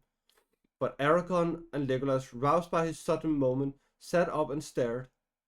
The old man did not speak or make a sound. Well, father, what can we do for you? Said Aragorn, leaping to his feet. Come and be warm if you are cold. He strode forward, but the old man was gone. There was no trace of him to be found near at hand, and they did not dare to wander far. The moon had set, and the night was very dark. Suddenly Legolas gave a cry. The horses! The horses! The horses were gone! They had dragged their pickets and disappeared. For some time the three companions stood still and silent, troubled by this new stroke of ill fortune. They were under the eaves of Fangorn, and endless leagues lay between them and the men of Rohan, their only friends in this wide and dangerous land. As they stood, it seemed to them that they had heard, far off in the night, the sound of horses whining and neighing. Then all was quiet again, except for the cold rustle of the wind. Well, they are gone, said Aragorn at last. We cannot find them or catch them, so that if they do not return to their owner of their own will, we must do without. We started on our feet, and we still have those still. Feet, said Gimli, but we cannot eat them as well as walk on them. He threw some fuel on the fire and slumped down beside it. Only a few hours ago you were willing to sit on a horse of Rohan, laughed Legolas. You will make a rider yet. It seemed unlikely that I shall have the chance, said Gimli. If you wish to know what I think, he began, after a while. I think it was Saruman. Who else? Remember the words of Eomer. He walks about like an old man, hooded and cloaked. Those were the words. He has gone off with our horses or scared them away, and here we are. There is more trouble coming to us, mark my words. I marked them, said Aragorn. But I marked also this old man had a hat, not a hood. Still, I do not doubt that you guess right, and that we are in peril here, by night or day. Yet in the meantime, there's nothing we can do but rest while we may. I will watch for a while now, Gimli. I have more need of thought than of sleep. The night passed slowly.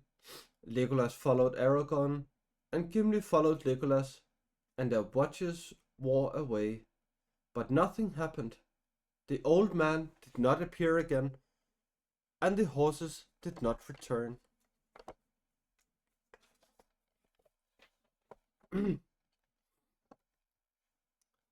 So, that was the last one of today.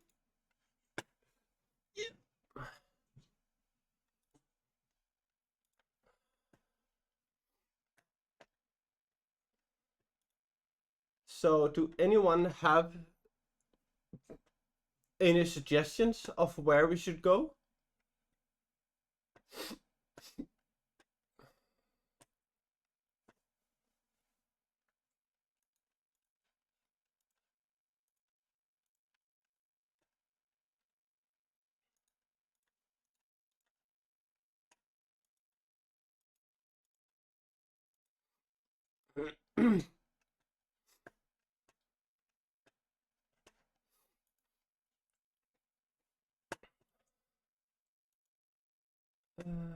Browse.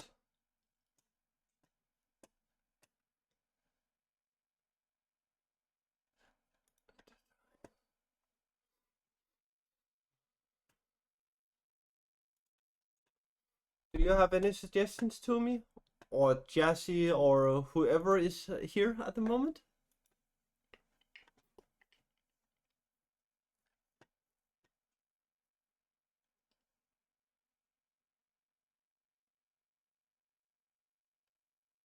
Uh,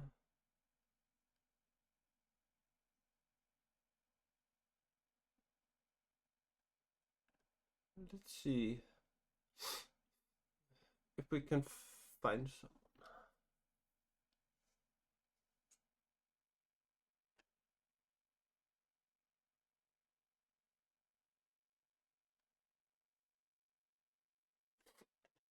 And last parachute of the day. Let's go.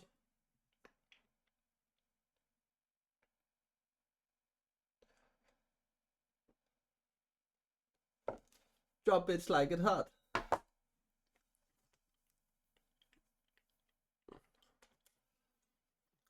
So if anyone has a suggestion,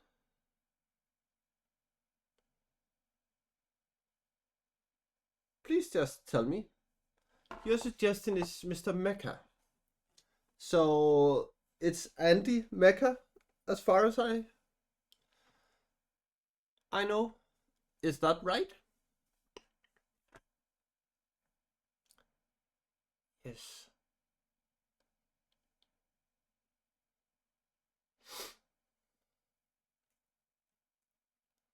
Hmm.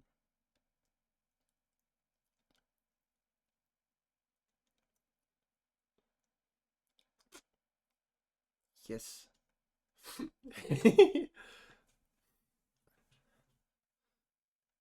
Well, when it stays inside the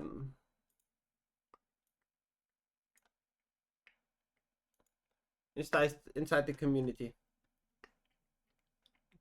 Yes. None of us did that, and I did it.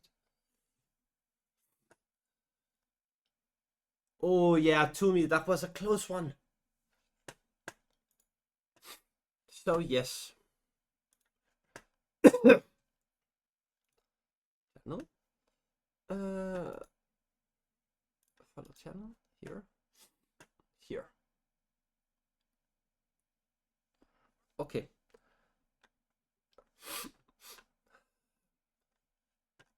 So let's go. Can someone write the rate messages? It's just rate F, rate S. I'm glad you could catch me as well. It's amazing when people are here. Yes. Grab your raid messages. And we are going over to Andy to annoy him. Remember to grab your raid messages. And remember, Monday, 2 weeks from now. And there will be some things to see on that Monday. So see ya in a week. Bye bye everyone. Bye.